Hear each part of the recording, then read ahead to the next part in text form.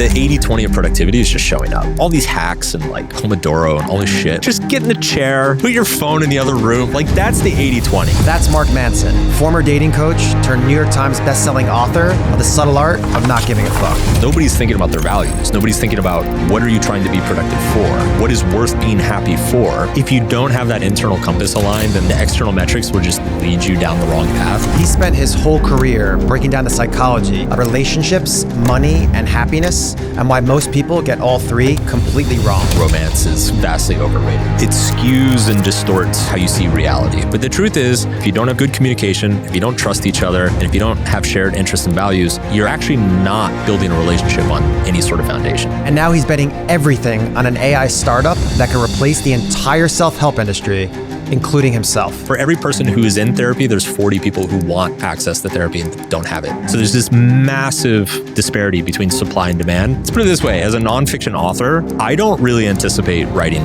books 10 years from now.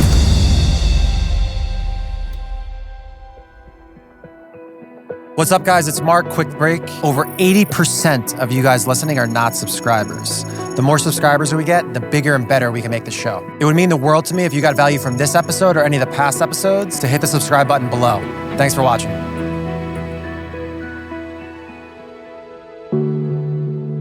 So you said the most important question isn't what you want out of life. It's about what the pain is you're willing to endure. What do you mean by that? Well, anything that you pursue is going to require some degree of struggle and sacrifice. And most people just stay fixated on the reward, the benefit. They don't think about what they have to give up to get that reward. And oftentimes they find themselves in situations where they don't want to give up things for that reward. And so they feel very stuck or confused, or they don't know if they're doing it right. Instead, why don't you just flip it on its head and think about what are the things that you're happy to give up? What are the struggles you're happy to have? What are the challenges that you kind of secretly like deep down?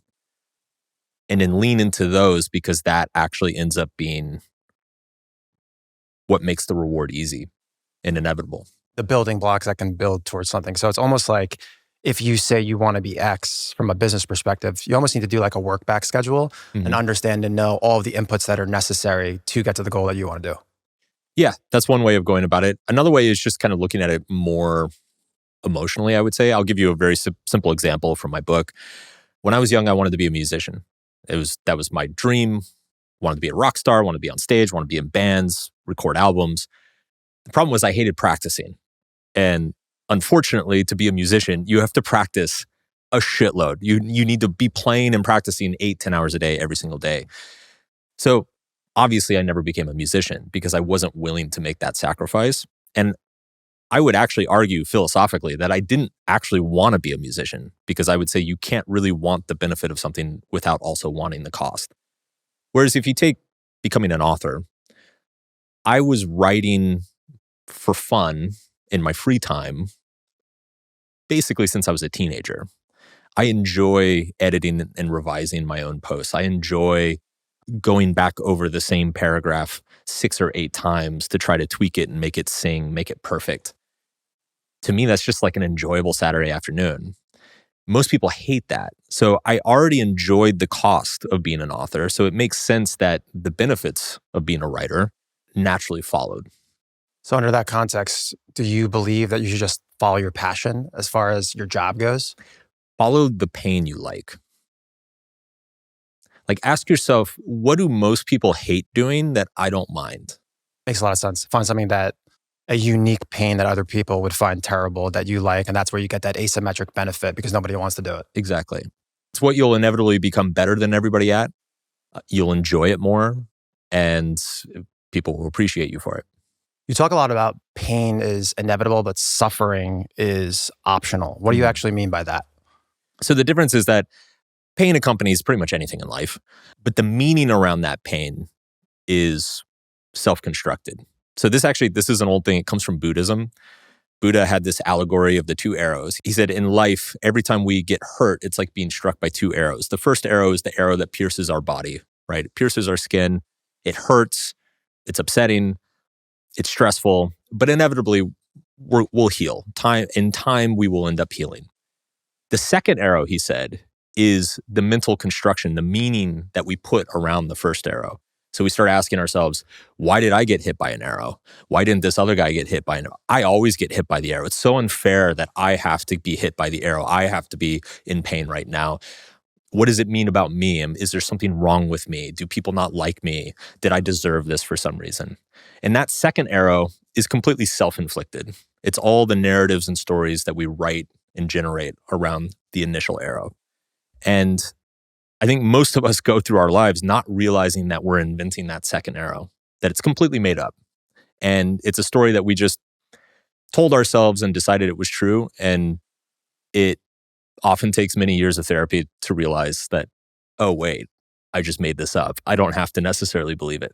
You're basically saying that people that feel bad for themselves are losers. That's kind of what you're saying. This is kind of what you're saying with that, correct? Well, I guess another way of putting it is that like the pain is the actual physiological or emotional experience of discomfort. The suffering is when you put meaning around that pain that says something bad about yourself, right? So it's like, I'm struggling with this because I'm stupid, or my relationships never work because I'm broken and there's something wrong with me. It's that narrative that we invent. That's the suffering. So the solution would really be about being intentional about understanding and knowing that just the pain is a part of the journey and it's necessary to accomplish the goal. Everything is painful. Everything. What about understanding and knowing when you should quit versus actually pushing through the pain? Like, how do you understand and decipher when it is a necessary evil to win, or it's just painful and you should stop? This is a great question. I personally think that quitting is underrated. Me too, man. Yeah, it's especially in this day and age, like it's so easy to beat your head against the wall for many years. So I would say there are a few heuristics you could use here. The first one is the one that we've been talking about, right? It's like, is this a challenge that you enjoy? Is it a struggle that you like kind of secretly invigorates you? If not, if it just drains you and it feels like a burden all the time, that's a signal. The other signal I tell people is it's obviously to do anything, to become excellent at anything or to achieve anything, like you're going to have to be persistent at some point. There's going to be setbacks and challenges. It's always going to happen. The question is, as you push through those challenges and setbacks, does it feel like you're accelerating through them, or does it feel like you're decelerating through them? Like the way I ask people this is I say, does it feel like you're pushing a rock up a hill, or does it feel like you're pushing a rock down a hill? Because what that's signifying to you is if you're pushing a rock up a hill, if it takes more and more effort to achieve the same amount of progress, then you're probably on some, whether it's due to talent or circumstances or just other factors in your life, like you're probably in a situation where you're very close to your ceiling of whatever you're going to achieve in that area. And that's a painful thing to admit oftentimes, but I think it's important to be able to admit it. Whereas as you push through the pain and the struggle, if it feels like you're accelerating, if each additional unit of effort and energy takes you further than it did before, that means you're on a different type of curve. You're on an exponential curve. That means that your skills are going to start compounding, that the benefits are going to start compounding. So that means that you should continue to push through.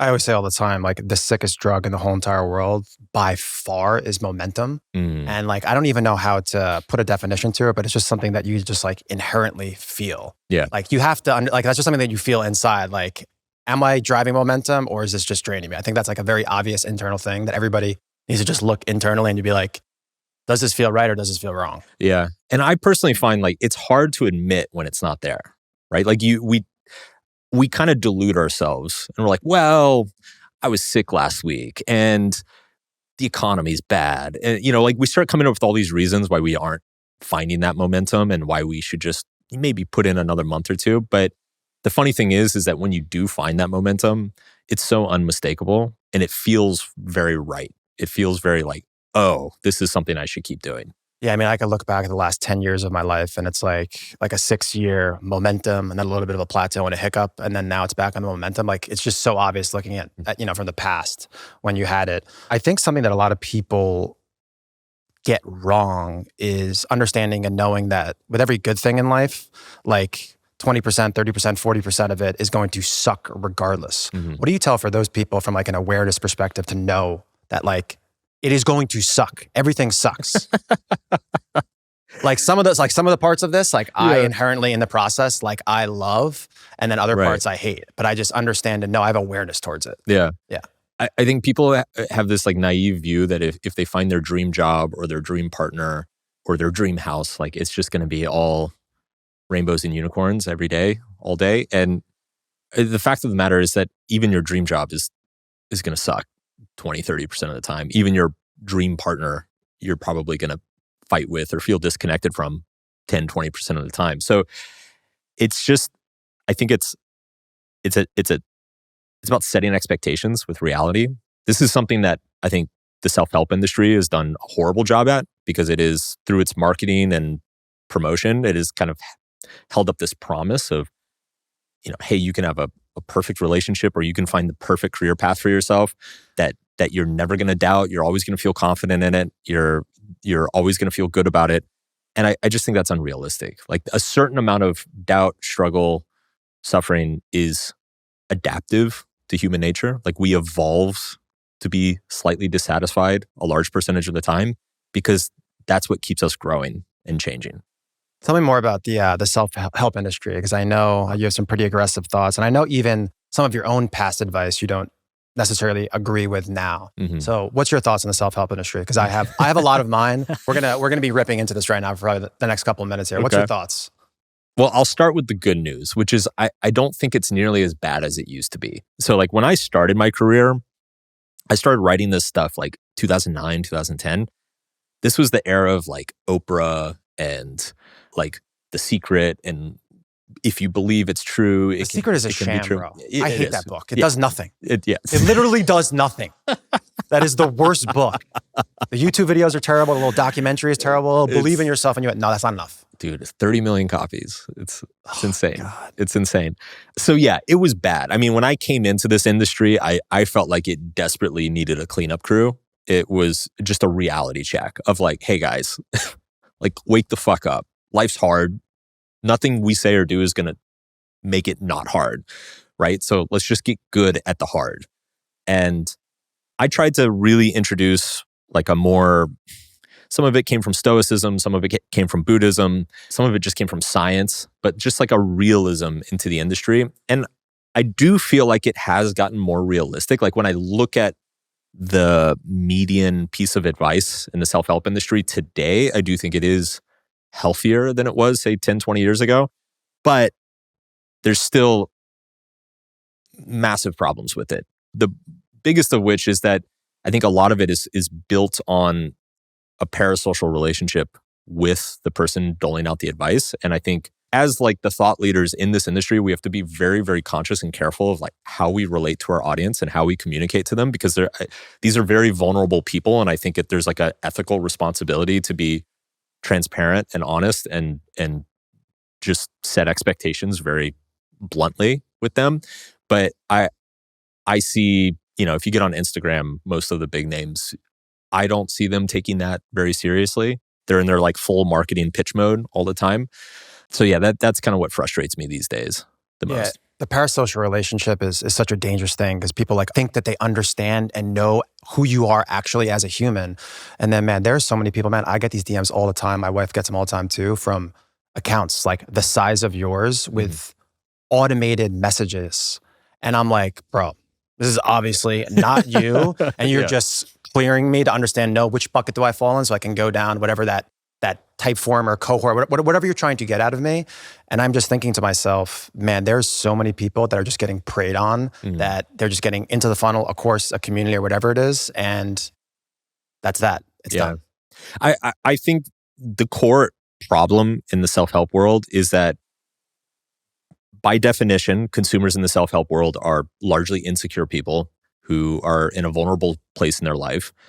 And by and large, the best way to market to people is to poke at their insecurities in order to get them to buy something or to trust you and to buy something. And I just think there's not an ethical seriousness in a lot of the brands in this industry, and it drives me crazy. What do you think the solution is? I don't know. Like, I think probably, I don't think there's any realistic way to like regulate it. So I think the best thing, what I try to do is just educate people on it, just like point out like, hey, if somebody is saying this to you, like they're probably lying to you and they're probably manipulating you and you probably shouldn't trust them or give them much of your money. I do that as much as I can. There are a number of other, I think, really ethical, authentic people in this space now too that are say similar things. So it is getting better, but I think the solution is mostly just educating people on it. Yeah, you said something there too about getting good at the hard. I think that's something that not enough people say, that, you know, you just see these grifters on TikTok or Twitter or whatever. They're 19-year-olds with Lambos and they literally do not talk about any of the grind to get there. They're just showing that and making people think it's easy. Yeah, because they're probably trust fund kids. Makes sense. I want to go more into from like a self-help and a self-improvement perspective. We have a lot of creatives on here. And I'm going to even say operators that are really into creativity in general. Mm-hmm. You say all the time that creativity is boring. What do you mean by that? Well, I think the best creativity emerges from boredom. Because like when you're bored, you kind of put your mind in a space where it starts looking for connections between things just to keep itself occupied, to keep itself stimulated. And I think it's in that kind of innate pursuit of stimulation that you start making these interesting connections, which really is what creativity is. Creativity is, you're not creating anything out of nothing. You're just finding two things that are usually not associated with each other and then finding a way to connect them. And I think if you're constantly overstimulated and never bored, then you're not really giving your mind the space to make those connections or come up with like novel ideas. How do you get creative? Are you just off your phone? Basically, I try to replace phone time with book time. I generally take a lot of inspiration from books, and I tend to take a lot of inspiration from books outside of my own space. So I'll read like a lot of history or philosophy or anthropology or something, and if I find like a principle in that book that I find really interesting, I'll start asking myself, how could this relate to psychology and personal growth? Like, is there anything here that like maybe I haven't thought of or nobody's thought of that this could apply? And usually there's not, but sometimes you find something that's like pretty profound and exciting. To get more granular there, we've had on past creatives and, you know, they have like a master Notion document. People have all different kind of processes to store their ideas. Yeah. For someone that's read over 1,000 books, I was mind blown when I read that about you. I have so many questions about the books. We're going to get to that. Yeah. So what's your process? So you're reading a book, you're chilling in your living room. Yeah. Are you writing down on a notepad? Are you highlighting stuff? Like, what's your process to aggregate all these ideas? Dude, I'm terrible about this. I know you had Robert Greene on. I know Robert Greene and Ryan Holiday have this like massive note carding system. Like Psychos. Yeah, we're like literally like desk drawers full of note or file cabinets full of note cards with like every interesting insight they've ever come across. I'm like very simple and largely unorganized. So I have a handful of Word documents or Google Docs that are they're like repositories for ideas. And usually what I'll do, I'll have one document that's like next book ideas, for instance. I'll have another doc that's like script ideas for YouTube or whatever. And anytime I come across something that's really interesting or potentially useful, I just open that document either on my computer or my phone, and I just jot down the idea, like just in very shorthand. And then what I do is I just reference where to go if I like forget what this is, like where to go look. So I'll like jot down the idea and then I'll say whatever book, like let's say I thought of this from like a certain book that I'm reading. I'll just write down the book, page 57, that's it. And then when it's time to like actually think about what the next book is, or if we need to figure out what our YouTube videos are for next quarter, I open up that document and I start going through the ideas and I start kind of like seeing how much legs each one of them has. And then if I find one that I'm like, okay, this feels like it has a lot of legs, then I'll go start researching it further. I can't stop laughing right now because for the last 90 seconds, I've been thinking of this Daily Stoic YouTube of all of the note cards that this guy has on a massive desk like this. Guys, I'm going to pop this up. It is psycho, bro. It's crazy. It is a desk bigger than this with little sticky notes. Yeah. I'm like, how do you understand or know what is going on? Maybe just digitize it, but that's a different conversation.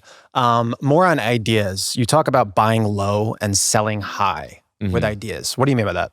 All right. So buy low, sell high. Yeah. What do you mean by buy low, sell high with ideas? So if you think about the stock market, right? Like right now, everybody, Nvidia is just sky high. Everybody and their dog is like buying AI stocks. There's an old saying in investing that if the shoe shine boy has a stock tip, like you should probably sell, because if something is so popular and everybody's heard about it and everybody wants in on it, then you're probably too late. Most of the upside is already milked out of that stock. And instead, if you want to get the highest upside, you should look at the stocks that nobody else is paying attention to, or that other people underestimate, that they assume is dog shit and has no potential future. I personally believe the same is true with ideas. If there's an idea that everybody seems to subscribe to or just seems really excited about, then probably all the interesting value is already squeezed out of that idea. And if I was to write an article or a book about it, I'm probably just trend chasing at best, or I'm late to the party at worst. So I try to always look for ideas that other people are not paying attention to. This is one reason why I specifically read books outside of my own category or niche. I look for ideas that are forgotten or maybe were popular 100 years ago, but everybody's forgotten about, that people underestimate. I also look for like a lot of contrarian ideas.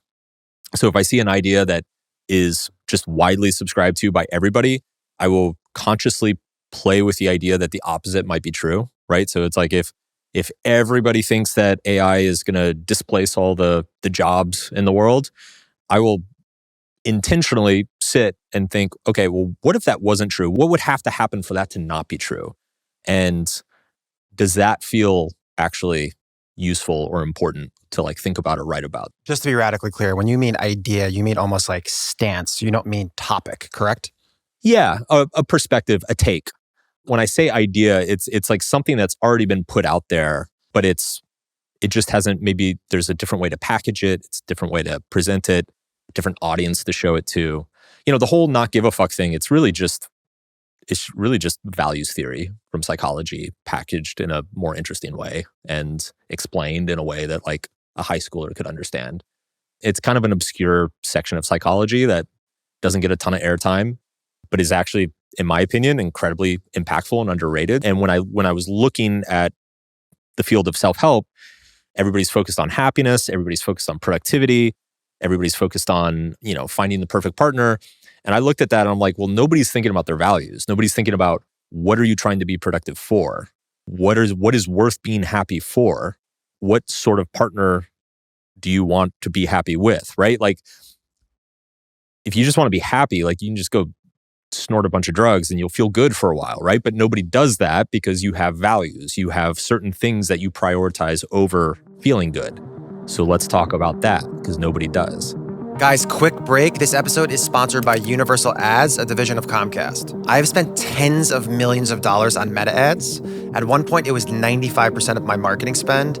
That is super dangerous. With one algorithm shift, your whole entire business can stall. A great option is layering in advertising on streaming TV. I thought it would take weeks to set up and a big agency to maintain. Guys, it took 5 minutes. Universal Ads gives you direct access to a ton of premium publishers. NBC, Paramount, Roku, all the big networks. 100% of your spend goes to actually reaching people, not middlemen. And the best part is there is no fees. Same workflow as Meta. Upload your creative, target your audience, and launch. I've already moved massive brands spending millions of dollars a year on CTV over to their platform. I've negotiated ad credits for my audience, plus free creative and measurement services. If you're running CTV or spending 6 figures plus a month on paid, email us at info@openresidency.com with subject line Universal. Platform dependency is dangerous. Don't make that mistake. Link below for more.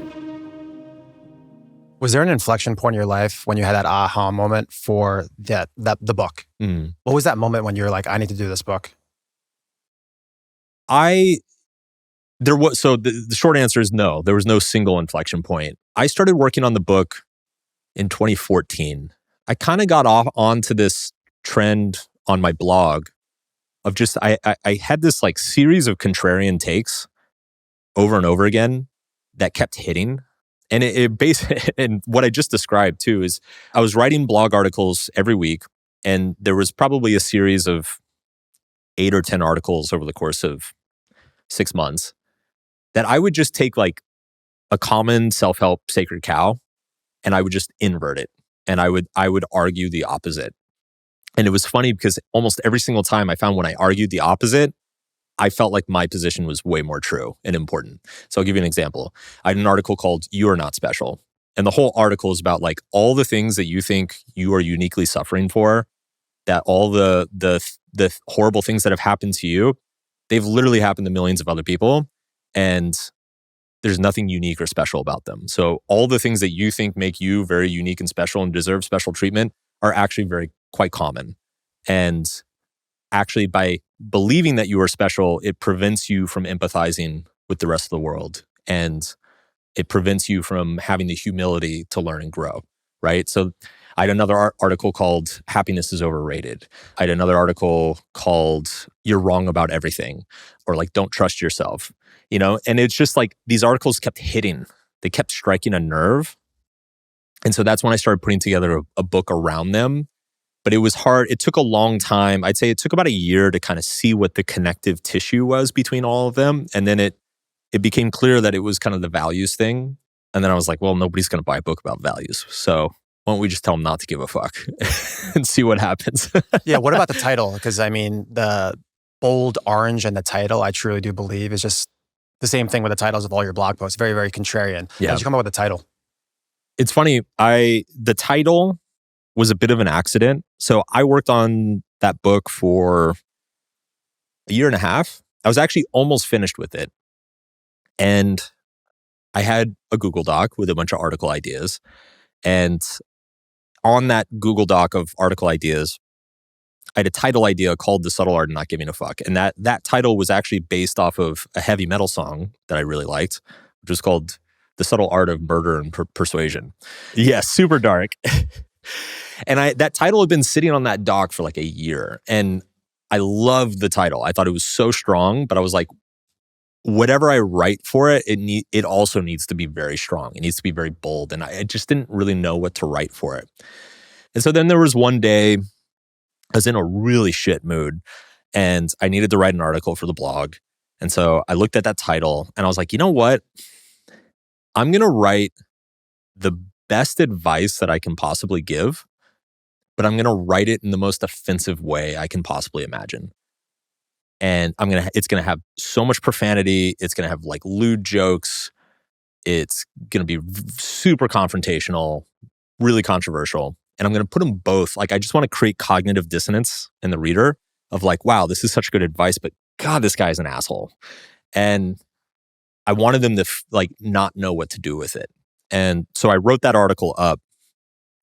And once I wrote it, I was like, this might be a little bit too much. I don't know if I could actually. Was Tucker Max out at this point? Had he already come out? Yeah, he was. He was the first guy that really did this crazy. Yeah. Super lewd. Yep. Yeah, very crude, lots of profanity. So I remember like looking at it and I was like, okay, this might actually be like a bridge too far. And then I showed it to my research assistant at the time, who coincidentally is Drew, my podcast co-host today. And Drew read it and he instantly messaged me and he was like, you can fire me, but I'm posting this. He was like, this article needs to be in the world. And I was like, okay, go for it. It ended up becoming the most viral article I ever did. I think it had, in the first week, it had 6 million page views. Jesus. It had like over 1 million shares on Facebook, which was the big platform at the time. And so when that came out and just took off like wildfire, my agent called me. And like I said, so the book was like 80% done. And my agent called me and she was like, I don't care what you have to do, but you need to call the book The Subtle Art of Not Giving a Fuck, and you need to make this chapter 1. And I was like, oh, okay. I want to dive more into just the book process. I'm very, very curious. So I guess beginning to end, how long did it take to actually write that book? That one, about 2 years. I'd say generally a book for me is 18 to 24 months. What is the biggest kind of misconception about people like when you're writing a book? What's the big things that they need to know? Most of writing a book is revision. The actual writing process itself, as in like taking a blank page and filling it with words, is a small fraction. It's maybe 25% of it, 30% of it, of the entire process. It's also the least fun part. It is absolutely arduous, agonizing. The first draft is where you're crippled with self-doubt, where everything comes out worse than it was in your head, where you're like, you're 6 chapters in and you're looking at it and you're like, is this even a book? Like, does this even make sense? It's awful. The first draft is absolutely awful. Hemingway famously said that the first draft of everything is shit. He was 100% correct. But once you have whatever that is on the paper, on the page, whatever you puke out onto that draft, the real work kicks in, which is honing it, polishing it, refining it, moving things around. Okay, maybe if you make chapter 6, chapter 2, things flow a lot better. Okay, if you cut this part out of chapter 3 and maybe expand chapter 4, this makes a lot more sense. The back half of the book is going to feel a lot stronger. You start finding those things. And then, of course, once you have everything kind of locked in order and you know which ideas are going to make it, which ones aren't, then you spend like another 3 to 6 months editing, polishing, revising, fact-checking, doing more research. Then it goes to a publisher and then they do their edits and revisions and copy edits. Then you go through all of the cover process and the promotion process. And so it is the vast majority of that 2 years is spent not actually writing anything. For someone that wants to write a book on the front end to get it from beginning to publishing, it's the writer with the ideas, it's the research assistant, and then the editor. Those are the 3? I mean, the only one that's absolutely mandatory, obviously, is the writer. If you want to publish with a publisher, then yes, you will work with an editor. And I personally think the vast majority of authors should have an editor. It's a very solitary creative process. So authors have a tendency to be a little bit arrogant and up our own asses with self-importance. So a lot of authors, they don't like the feedback editors give them. They don't like what the publisher suggests. They feel like their ideas are so precious and so beautiful and so perfect that nobody else understands. My experience is that authors who feel that way tend to write shitty books. The best books tend to come from authors who really trust their editors, have a very good editor, listen to suggestions from their agent, from their publisher, integrate certain insights from different people, and like really try to collaborate as much as possible. But yeah, if you're doing nonfiction, that core team is the team. I would add an agent in there as well. Like if you do want to pursue traditional publishing, you need to have an agent.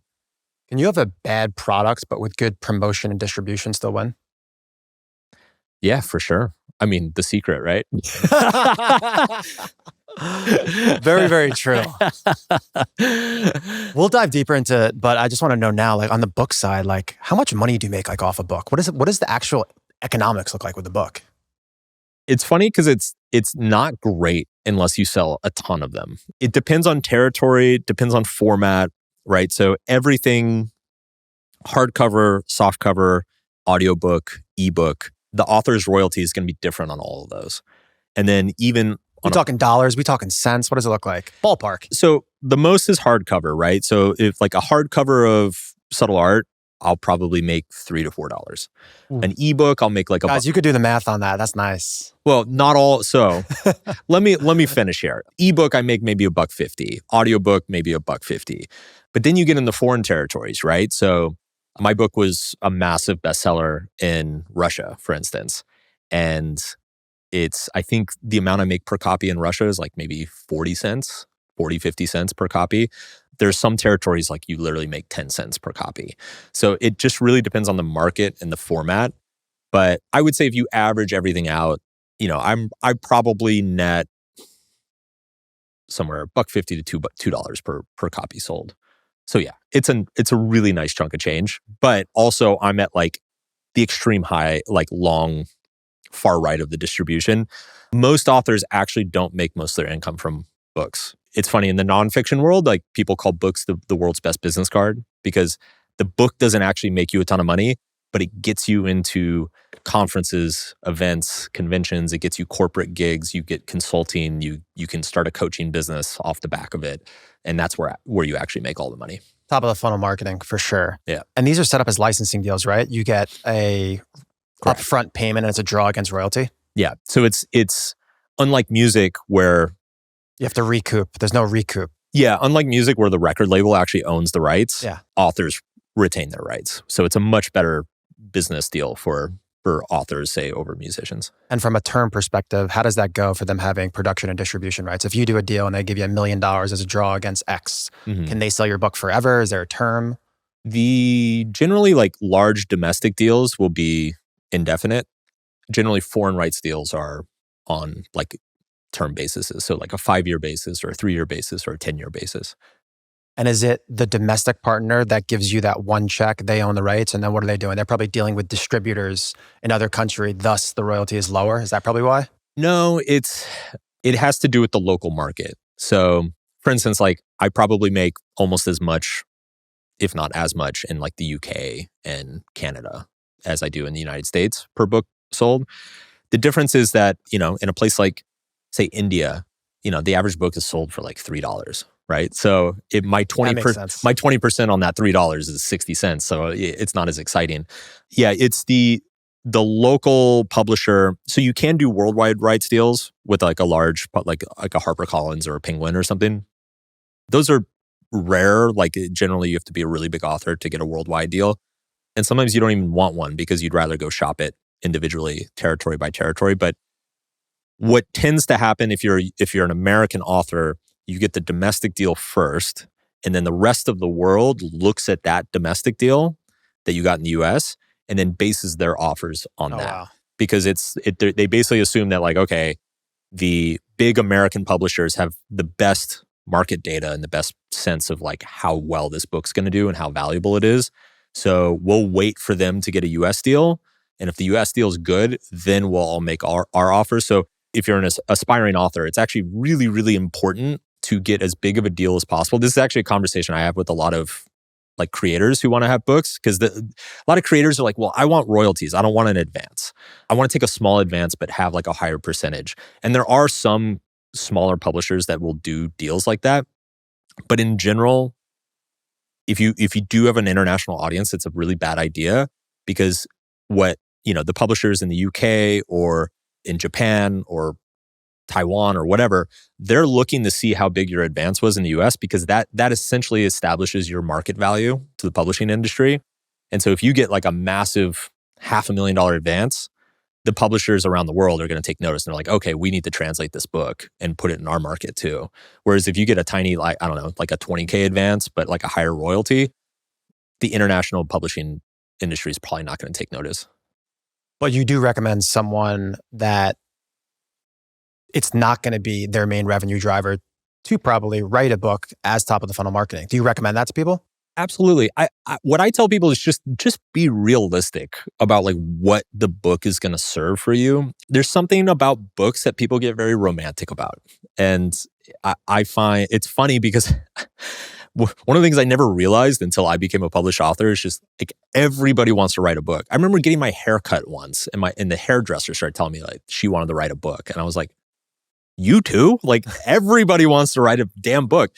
But what I run into is just that people, they're not realistic about what the book's going to do for them. So like, for instance, I have friends who are successful entrepreneurs, maybe they're a consultant, maybe they're like in e-commerce or something.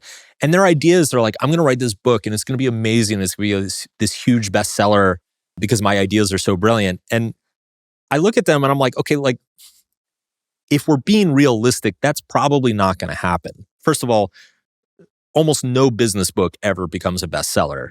Everything is so niche and specific to each industry and each target market. But if you write a really good book, say on the arbitrage and e-commerce markets, right? That can be a great book and only 1,000 people can buy it. But those 1,000 people will probably work for companies that will pay you tens of thousands of dollars to come consult for them. And so that book that only sold 1,000 copies can turn into $1 million a year consulting business if you play your cards right. Depth versus breadth. And yeah, I definitely do think you position yourself in the market as an authority. Like Yes. if you've just said you've written a book, Yep. like so many people that have it like in their Instagram bio, immediately you're like, you're somewhat legit. Yeah, it's a credibility marker because like people understand that you basically like sat in the suck for 2 years thinking about this topic. So, and probably researched until your eyeballs bled. So, you probably know what you're talking about. Where do you think the future of the book industry is going? It's really interesting because up until a couple years ago, the book industry seemed to be really the only creative industry that was immune to the internet, that actually benefited from the internet. So if you go back to the 2000s, when the Kindle came out, everybody thought ebooks and self-publishing were just going to destroy the market, kind of the same way that like streaming destroyed music and TV and film. But interestingly, that didn't happen. Like the publishers maintain control. It turns out that people really love physical books. Bro, I've never, Kindle or ebook, never. I have tons Really? of hard copies. I've never even touched one before. It's funny because I remember going ebook like 15 years ago, and then after a year or two, I was like, I miss physical books. I absolutely prefer physical books. And it turns out like that most people do. So it's the publishers, like nothing really changed. And in fact, now that ebooks and audiobooks just became another method of distribution. So actually the entire publishing industry gained and grew from that. So like the 2010s were a little bit of a golden age for books, which was very unexpected. Like nobody really anticipated that happening. The thing that is actually the threat now is AI. And the reason is because, and I'm already feeling this myself, AI, I think, is the first thing that's ever come along that has made a book feel inefficient. If you grab your like typical nonfiction book on, say, some topic that you want to learn about, so much of that nonfiction book is filler. It's like random stories, it's anecdotes, it's like some study you don't really care about. And if you're like me, most of the nonfiction books I read, like I'll kind of skip through a section or two, or maybe like pass a chapter that I don't really care about, just to try to focus on the thing that I want to understand. And with AI now, like you can just basically just skip straight to all the information that you want. If you want to know all the research in a certain area, then you can just go ask ChatGPT. And in fact, like what I've found too is that I'll start a nonfiction book. I'll get like 2 chapters in. I already know what you're going to say. I'll get really annoyed at how long it's like. It's just not very well written. The author's like very long-winded, taking a long time to get to the point. And I'll just like flip to the back of the book to the references, and I'll just go to ChatGPT and I'll be like, tell me about these studies. Okay, what's the conclusion here? Summarize this for me, and in 10 minutes, I feel like I've probably gained 90% of the information that's in the book. So how does a book win then now? I don't know. I think it will probably, there's some genres that are probably safe. For instance, like memoir or biography, I think are probably safe.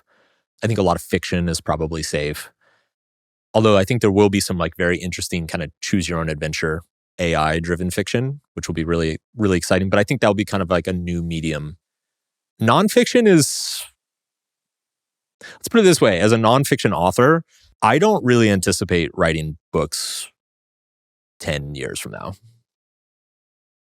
This man's being vulnerable right now. Basically just saying his whole entire career is fucked. I didn't say that. But I think right now, like you have to, like, there's updates that came out today with Nano Banana. It's absolutely crazy. You need to, if you have a lead, you're in a good spot. If you don't, or a little bit, you need to push your lead from a brand and story perspective. Because I completely agree. Yeah. Like on a nonfiction perspective, like the information is one thing, but unless you have some sort of like nuanced, interesting story in conjunction with the information. Yeah. That's what I want. I want like the case studies to show me how to implement it. Absolutely. And I think there's going to be a lot of cool stuff that happens. Like, I don't think books are going to go away, but I could see them kind of becoming like vinyl records, right? It'll be like a collector's item or something that you really only buy. You pay a premium for it, and it's really because you just love the author or you really love that book in particular. This episode is sponsored by Poppy AI, a visual AI workspace that almost acts as a whiteboard where you can ingest in YouTube videos, podcast episodes, voice notes, PDFs. You ask it a question, and then it gives you answers based on everything that you added. It's made for visual thinkers and for anybody that's sick and tired of bouncing back and forth from a bunch of different tabs. It really just helps you organize your ideas and thoughts and research. For podcast prep, I load in a bunch of past episodes, some ideas for interview questions, past links, and then Poppy comes back and helps me kind of shape questions that actually sound like my true voice. You can choose from a bunch of different models, ChatGPT, Claude, a bunch others. It's all actually baked into the workspace. I actually genuinely enjoy using the product. I've met the founders before. They're super, super sharp and they're very, very deep in the product. They're actually former content creators, so they really, really get how and why someone would use this product. Go to getpoppy.ai/open-residency. Use the code OR for $25 off. If you're a creator at any level, this will change your workflow. For anybody that writes a book, that has wrote multiple books, as you have to be highly productive. You have to have great habits. What's like your philosophy on habits? I'm laughing because I don't know if I have great habits. Dude, You don't have great habits? Well, if you knew how I wrote my books, I think I've gotten much better habits the last few years. For me, the 80-20 of productivity is just showing up. Showing up was without distraction. Like that's the 80-20. I like all these hacks and like Pomodoro and all this shit. Like it's just You're not a Pomodoro guy? no. Like dude, just get in the chair, put your phone in the other room. Like that's the 80-20. If you can do that, you're gonna be fine. With books in particular, what I do is I just set blocks. I like schedule blocks on my calendar. So let's say it's like 8 a.m. to 11 a.m. I'm working on a book. My rule is that like I have to sit down, I have to open the book up on my computer, and I don't have to write, but I can't do anything else. I just have to be there in the chair, staring at the screen. I can't be on social media. I can't be on the phone. I can't be talking to a friend. I can't be taking a call or whatever. And what I find is that like my brain will kick and scream and find all these excuses not to do it. But then it's like once I'm in the chair for 10 or 15 minutes, that boredom kicks in. And then suddenly writing the book feels more interesting than just sitting there quietly, not doing anything. And so you almost like torture yourself into doing it. The other thing that's huge for authors is co-writing. Almost every author I know co-writes to some degree. So like find somebody else who's working on a book or an article. I had a friend, when I was working on my second book, I had a friend who was working on his PhD dissertation. And he and we lived in New York. And so we would basically just like rent a house outside the city for like 3 or 4 days. And then he and I would just go out to that house and just write like 12 hours a day in a room together. And it was awesome. It was great.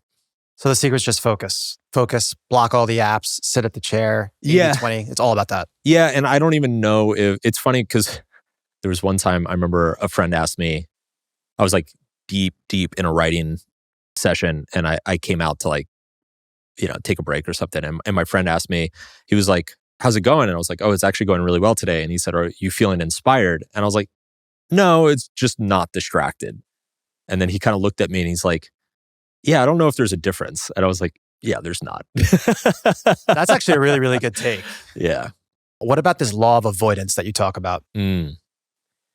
So the Manson's law of avoidance, which I cheekily named after myself, but to this day, I don't think I've ever found anybody who else is. I've yet to find an academic who's explicitly stated it the way I stated it. So I'm going to continue to take credit for it. Manson's law of avoidance is that you will instinctively avoid anything that could potentially threaten your current identity, both positive or negative. So people often have the experience, obviously everybody's had the experience of being anxious or nervous around something that could threaten our identity, that could make us feel worse about ourselves. But what's interesting is that I think most people have also had the experience of avoiding or being anxious around something that could threaten our identity positively, right? That could show us that we're actually much more capable than we thought, that we could be much more successful than we thought, that we're much more intelligent or admirable or lovable than we think we are. And so we avoid those things too, right? So it's like the people who don't believe that they deserve love will unconsciously avoid people willing to show them love. People who don't believe that they are smart enough or good enough to achieve success will find ways to avoid the opportunities that could give them success. So yeah, we avoid things that force us to change how we perceive ourselves, both good and bad.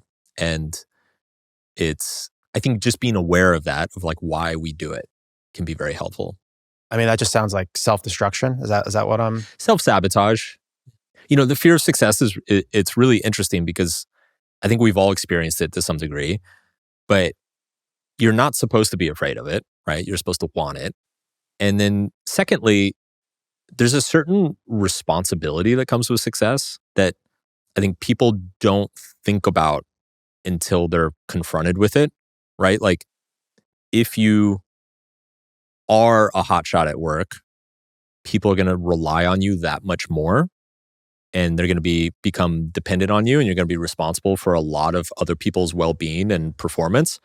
And that's absolutely fucking terrifying. So a lot of people, when they're on the precipice of achieving that thing that they want, for the first time, they get sight of like, oh my God, there's going to be all of these things riding on my shoulders if I do this. They freak out and they self-sabotage. They go back to whatever simple, unsatisfied existence they had before. What recommendation do you give to someone to like give themselves permission to do that? What should they be doing? I think you have to want the responsibility. You have to want, this comes back to the pain, right? Like you have to want the pain. If you want to be a leader, you need to want the responsibility of owning the success or failure of the group. If you want your creative work to become popular and people to love it, then you have to want the criticism that's inevitably going to come with it, the scrutiny, the hate, the comments section, essentially. Like you can't want the benefit without the cost. And so it's, again, it comes back to a lot of people don't even consider the cost until they're like right in front of the benefit. It's like right there. And they've worked so long to get here and they're like, oh shit, I'm going to have to give something up for this. I wasn't expecting this. And they freak out. I want to rewind 10, 15 years to that moment. You launch your book, it has commercial success right away. Were you ready to confront that moment? You became famous very, very fast.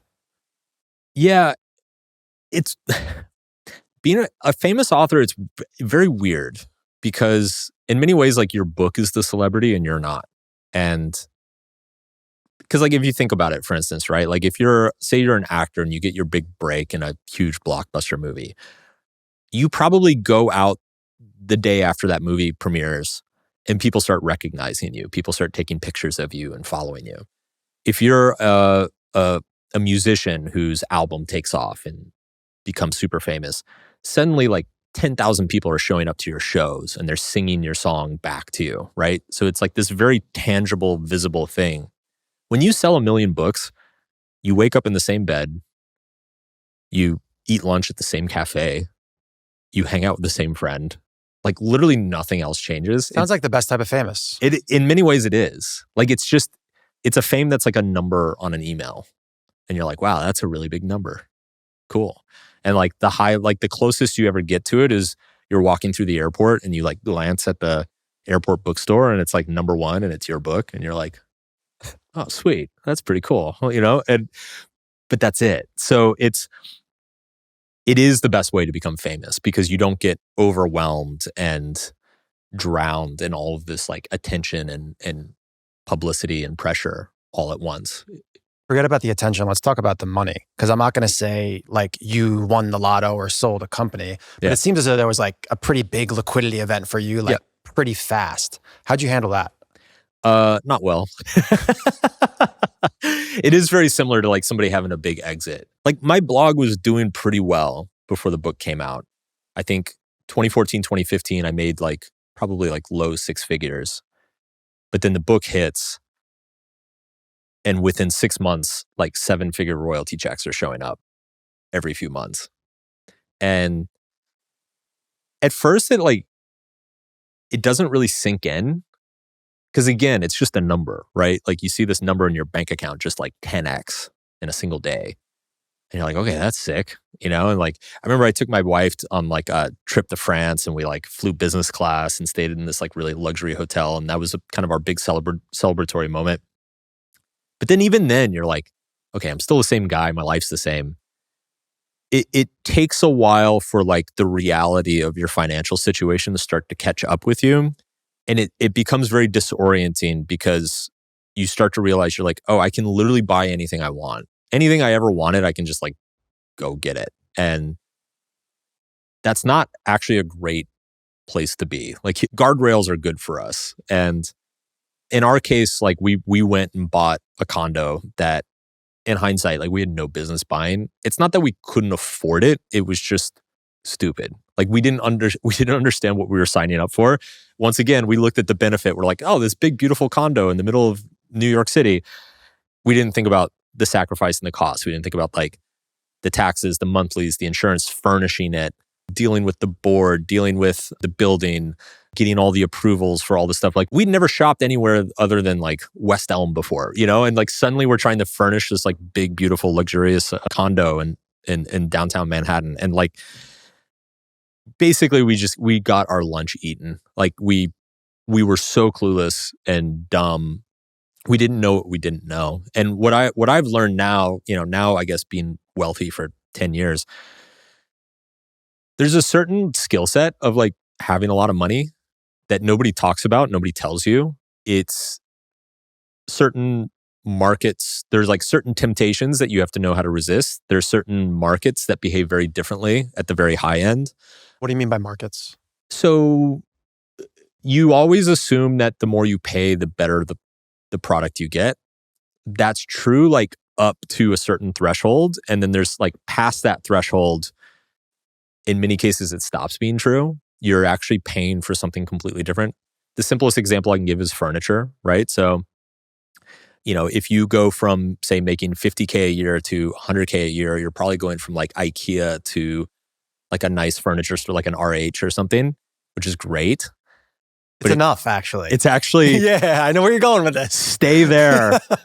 Everybody listening, stay there. Stay at RH.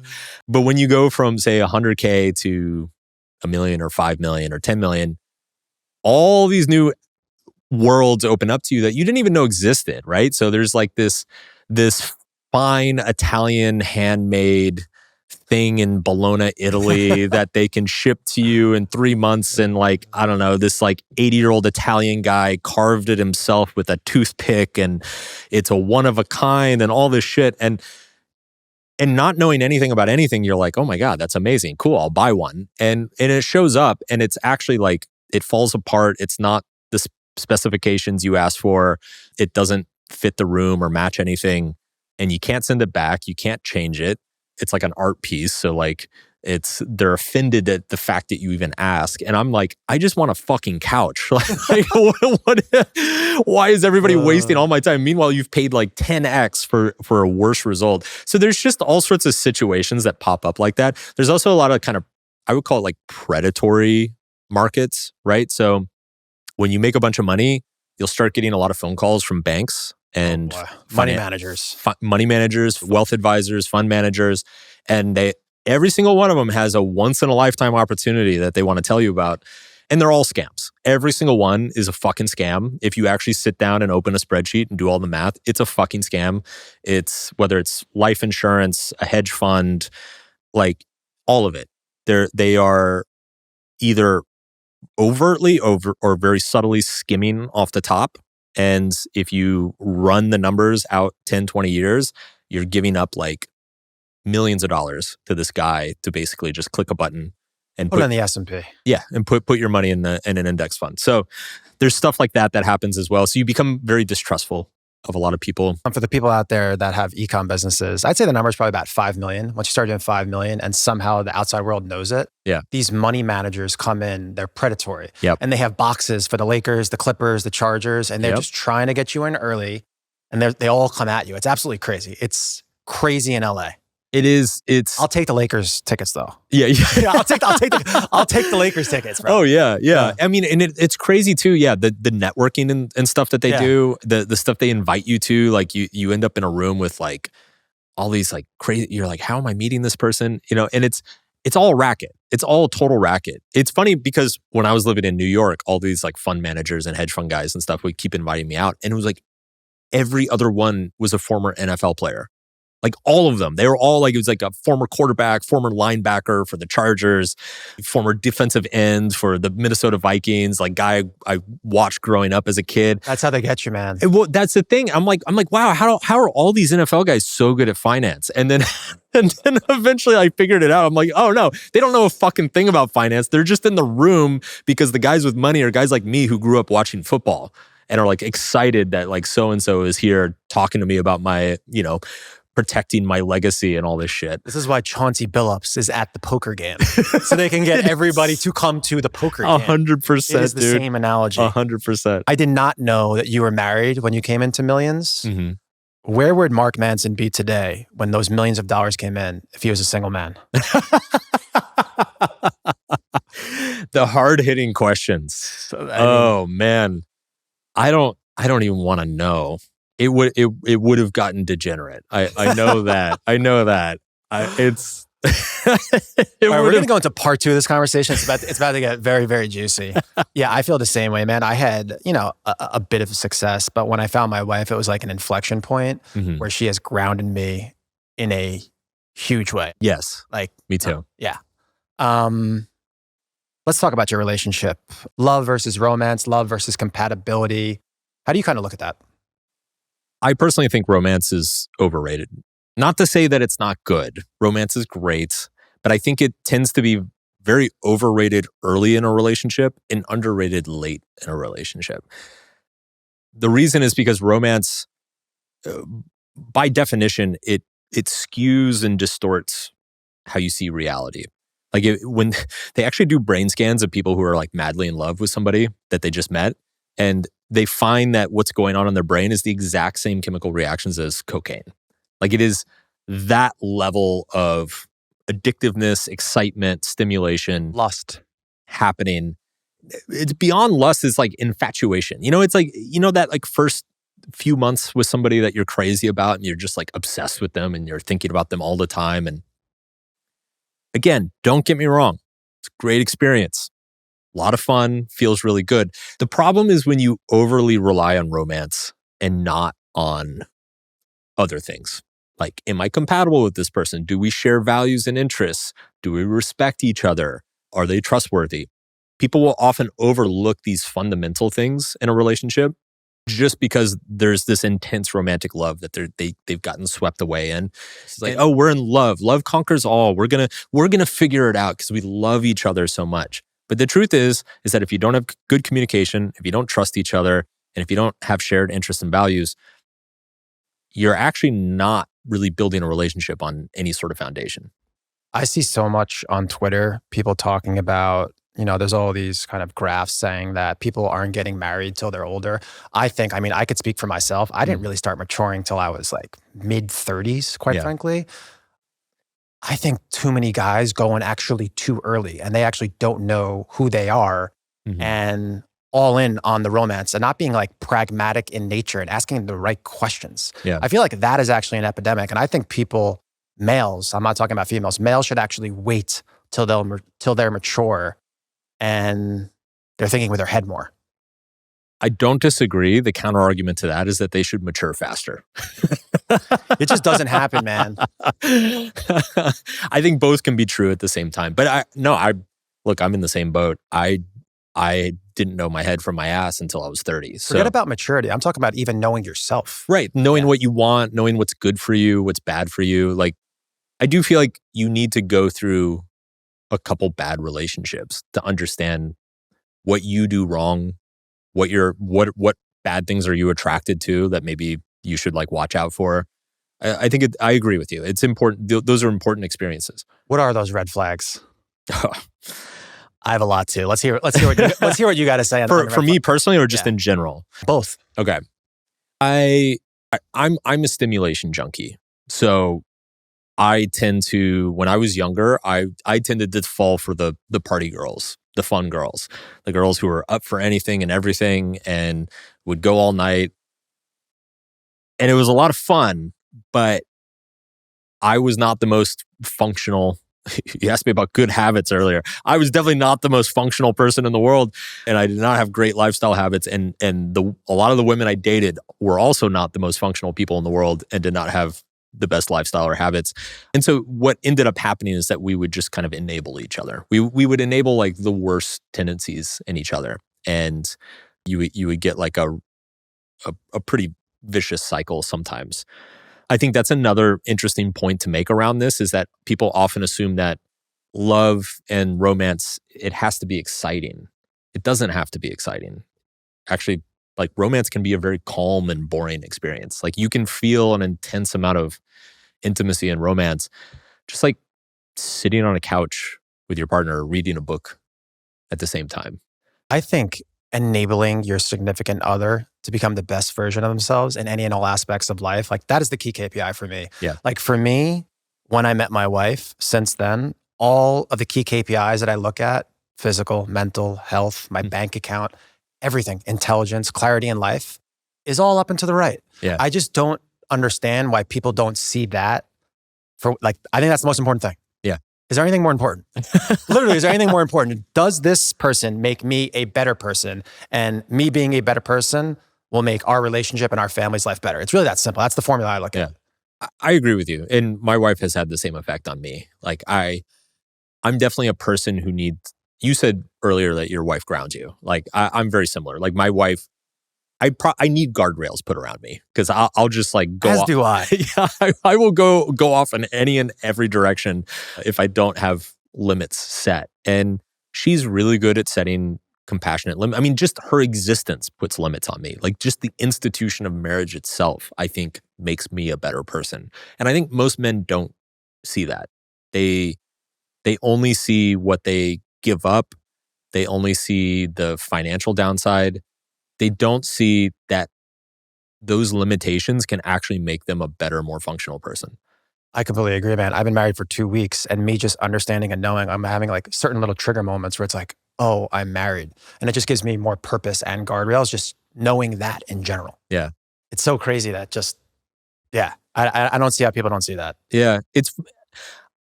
I can sympathize. It's funny because I never, for many years, I thought I would never get married. I never thought marriage was that important. For many years, I just kind of assumed like, yeah, I'll get married if I want to have kids with somebody one day, just to like kind of formalize the whole thing. Even when I proposed to my wife, a lot of it was just because I knew it was very important to her and I really wanted to be with her and stay with her and like keep her happy. The power, the emotional and psychological power of marriage like really blindsided me. I did not expect it to have such a profound effect on myself because there is something extremely, extremely powerful about getting up in front of every single person in your life, every single person who's ever cared about you, who's ever loved you, who's ever given a shit about you, and then publicly declaring that you are committed for life to this other person. Like that, there's a reason this institution has been around for like 5,000 years. It's just such a powerful declaration, and it reoriented kind of how I prioritize my life, my identity in general, like how I see myself as an individual. Like I'm on a team now. Nothing that happens in my professional life, nothing that happens with my hobbies or interests, nothing that happens with my finances changes that. Like we're a team and we deal with everything together. And there's just like an incredibly profound comfort that you can find in that and a peace that you can find in it. And also finding something in your life that becomes more important than yourself, than your stupid impulses. And You have kids? I do not. You don't have kids. You said something interesting there. I'm curious to get your opinion from a priority perspective. What for you is the number one priority? Is it you or her? You because you'll enable her better, or is it her? How do you look at that? I look at it as like kind of a pyramid. You can't have a healthy and happy relationship unless you are healthy and happy with yourself. And I don't think you can be a healthy and happy parent unless you have a healthy and happy relationship, right? So it starts with your relationship with yourself. That enables a good relationship with your partner, and then a good relationship with your partner allows you to be good parents and role models. Forget the Manson avoidance. So I like the Manson pyramid. That's nice. Right? You basically answered it both ways. That makes a lot of sense, man. Because for me, yeah, it's for right now, I don't have kids. So it's all about, I need to work on me. I'm the priority because then I know I'm just going to show up as my best self. Yeah. And you see this a lot. I mean, not to get too much into parenting, but you see this a lot. Like people will have a very unhappy marriage, but they'll stay together for the kids. They're like, we're just going to tolerate each other for the kids, even though they don't respect each other, even though they don't trust each other, even though they don't share any interests or values together. even though they don't communicate well. And like, I think what people don't realize is that kids don't learn from what you tell them. They learn from what you do. They watch you. And if you are clearly unhappy around the other parent all the time, and you are clearly censoring yourself, and you are clearly resentful and harboring all these like emotions of guilt and shame and anger and embarrassment, they're going to pick up on that. And that's going to become their kind of default definition of what an intimate relationship looks like. I think what you just said right there is the biggest problem on the single before getting married side, which is people are like for me, when I was 25 to 28, I was dating a girl for 3 years, almost got married. And I was going through my head, I'm like, oh my God, I've been with her for almost 3 years. I've invested so much into this. Yeah. Like, I got to do it, right? All my other friends were getting married. And people don't realize like the power of, you're allowed to change your mind. You're allowed to pivot. If you want to live a fucking miserable existence, you keep going with that. People won't just cut their losses. It's the same thing we talked about earlier. They won't cut their losses. Yeah. Sunk cost fallacy, right? Yeah. It's like I've been with this person for this long. I don't want to start over. So might as well try to make it work. And for me on the other side, it's when I got married, I made a commitment that now if that happens on the other side, then that's on me. And I just fucked up and I'm the worst human. If I can't make it work on this side, because I was methodical beforehand. Yeah. Like I was very patient and I think I picked the right one. I know I picked the right one. Yeah. So on the other side, if I fuck it up, then it's on me. I also think it's okay to doubt and be unsure. Like I think it's actually very natural and healthy. It's funny. So I really agonized on whether to propose to my wife or not. I was very anxious about it. And I mean, I had a long history of kind of commitment phobia and avoidance and stuff. But every time she had been dropping hints and my family had been dropping hints, like it was that time. We were in our early 30s. We had been together for like 4 years. It's time. If you're going to do this, it should be soon. And I remember going back and forth on it. And I just like, I was like looking for that feeling of certainty. Like, how do I know she's the one? How do I know this is right? And I remember I went to dinner with my dad and my stepmom one night. And my stepmom is a very blunt woman. She like does not hold anything back. And they love my wife. Like they loved her. They were like really, really on board, wanted me to marry her. And so I went to dinner with them and they just casually asked her like, so when are you going to put a ring on it? Anytime soon? Any rings? Any marriage happening? And I was like, I don't know. And my stepmom looked at me and she's like, damn it, Mark, what's the holdup? And I just looked at her. I was like, how am I supposed to know if I want to be with this person for the rest of my life? You said that? Yeah, I said that. I was like, how do I know if this is the right move? Like, I don't want to commit to something that I'm like not sure that I can fulfill the commitment. And my stepmom looked at me like I was the biggest fucking idiot she'd ever met in her life. And she was like, Mark Manson, I've been with your father for 32 years. I still don't know if I want to be with him for the rest of my life. You just do it. I hear about this on the kid side. Yeah. Yeah. Yeah. You're never ready. You're never ready. You're never ready. It's a choice. And what she said is she's like, you don't know. It's a decision. You like choose every day to renew that commitment, to like show up every day to make it work, right? To keep going. And that made a lot of sense to me. And I was like, oh, okay. So it's like an active thing. It's not this passive, like, oh, okay, now I'm married, everything's decided. It's like, no, it's like an active thing. Like a marriage is a thing that you build and nurture and work on for the rest of your life. Every single day. I'm learning that now. What's your thesis on conditional versus unconditional love?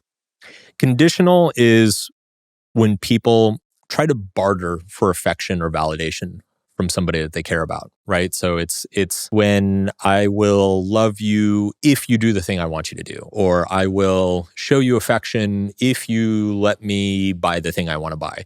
And conditional love is extremely toxic. It's manipulative by definition, and it perpetuates itself, right? Because what ends up happening is it creates a power struggle within the relationship. Right. So it's like if I'm always trying to do something to get my wife to do something for me in return, then she's going to feel like she's giving up too much. So then she's going to try to like manipulate me to get what she wants. out of me. And you get this like vicious cycle that starts happening. The fucked up thing about conditional love is that it actually usually starts in the family. It usually starts because you grew up in a family that was very conditional with their love and affection. And so you never learned what unconditional love and affection felt like or looked like. And so you look for partners that treat you the same way. Basically keeping a scoreboard, is that kind of what you're Yep. saying?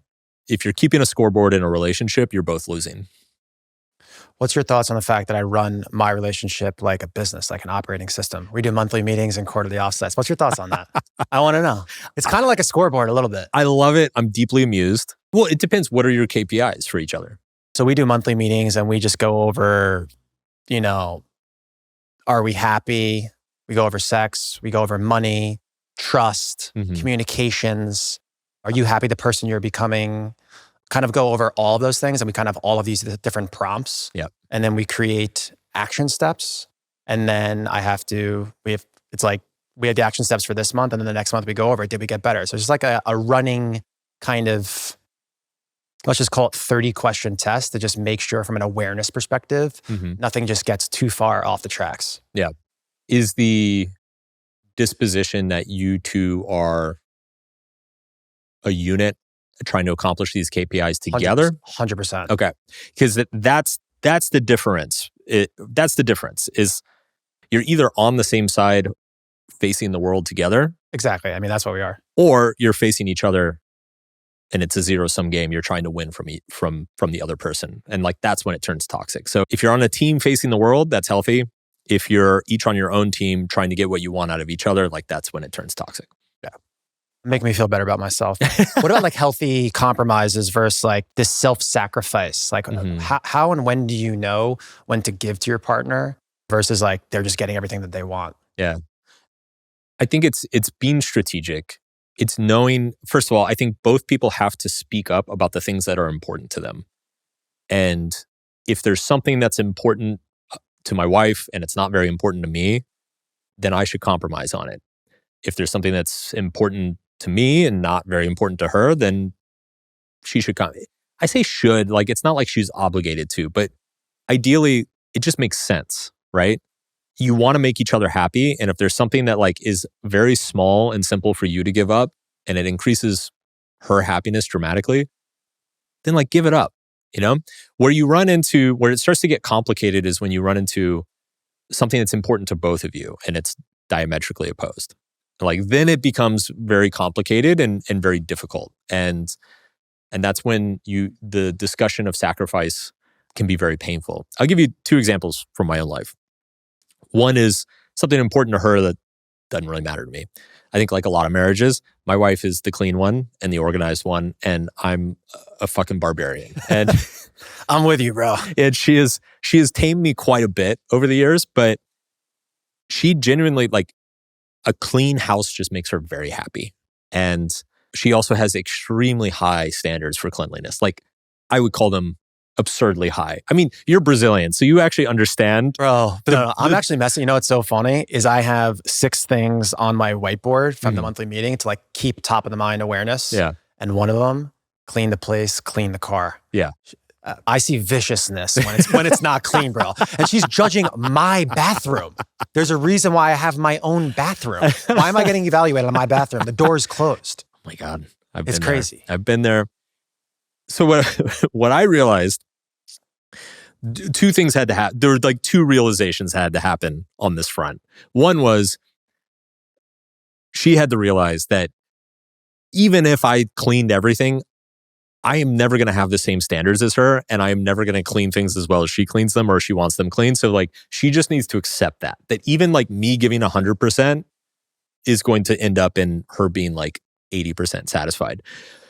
But the thing I had to accept is that for me to take her from 0% to 80% satisfied was not a lot of work, right? It's like some very basic shit, like take out the trash every morning, do the dishes after dinner, stop throwing my shit on the floor in the bedroom. It's like very basic stuff gave her 80% of the happiness. And so I looked at that and I was like, okay, those things are pretty simple. I'm happy to do that.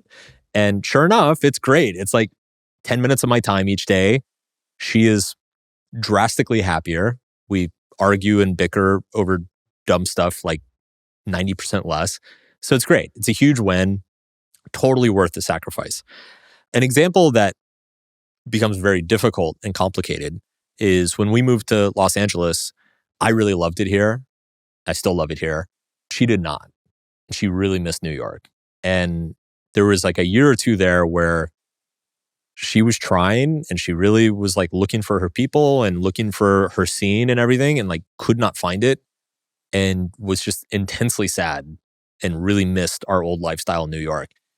And I'm sitting here, I'm like, I'm thriving. Like my life's awesome here and much better than it ever was in New York.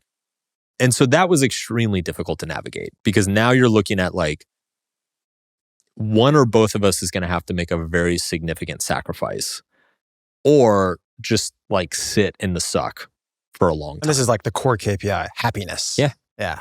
Yeah. What happened?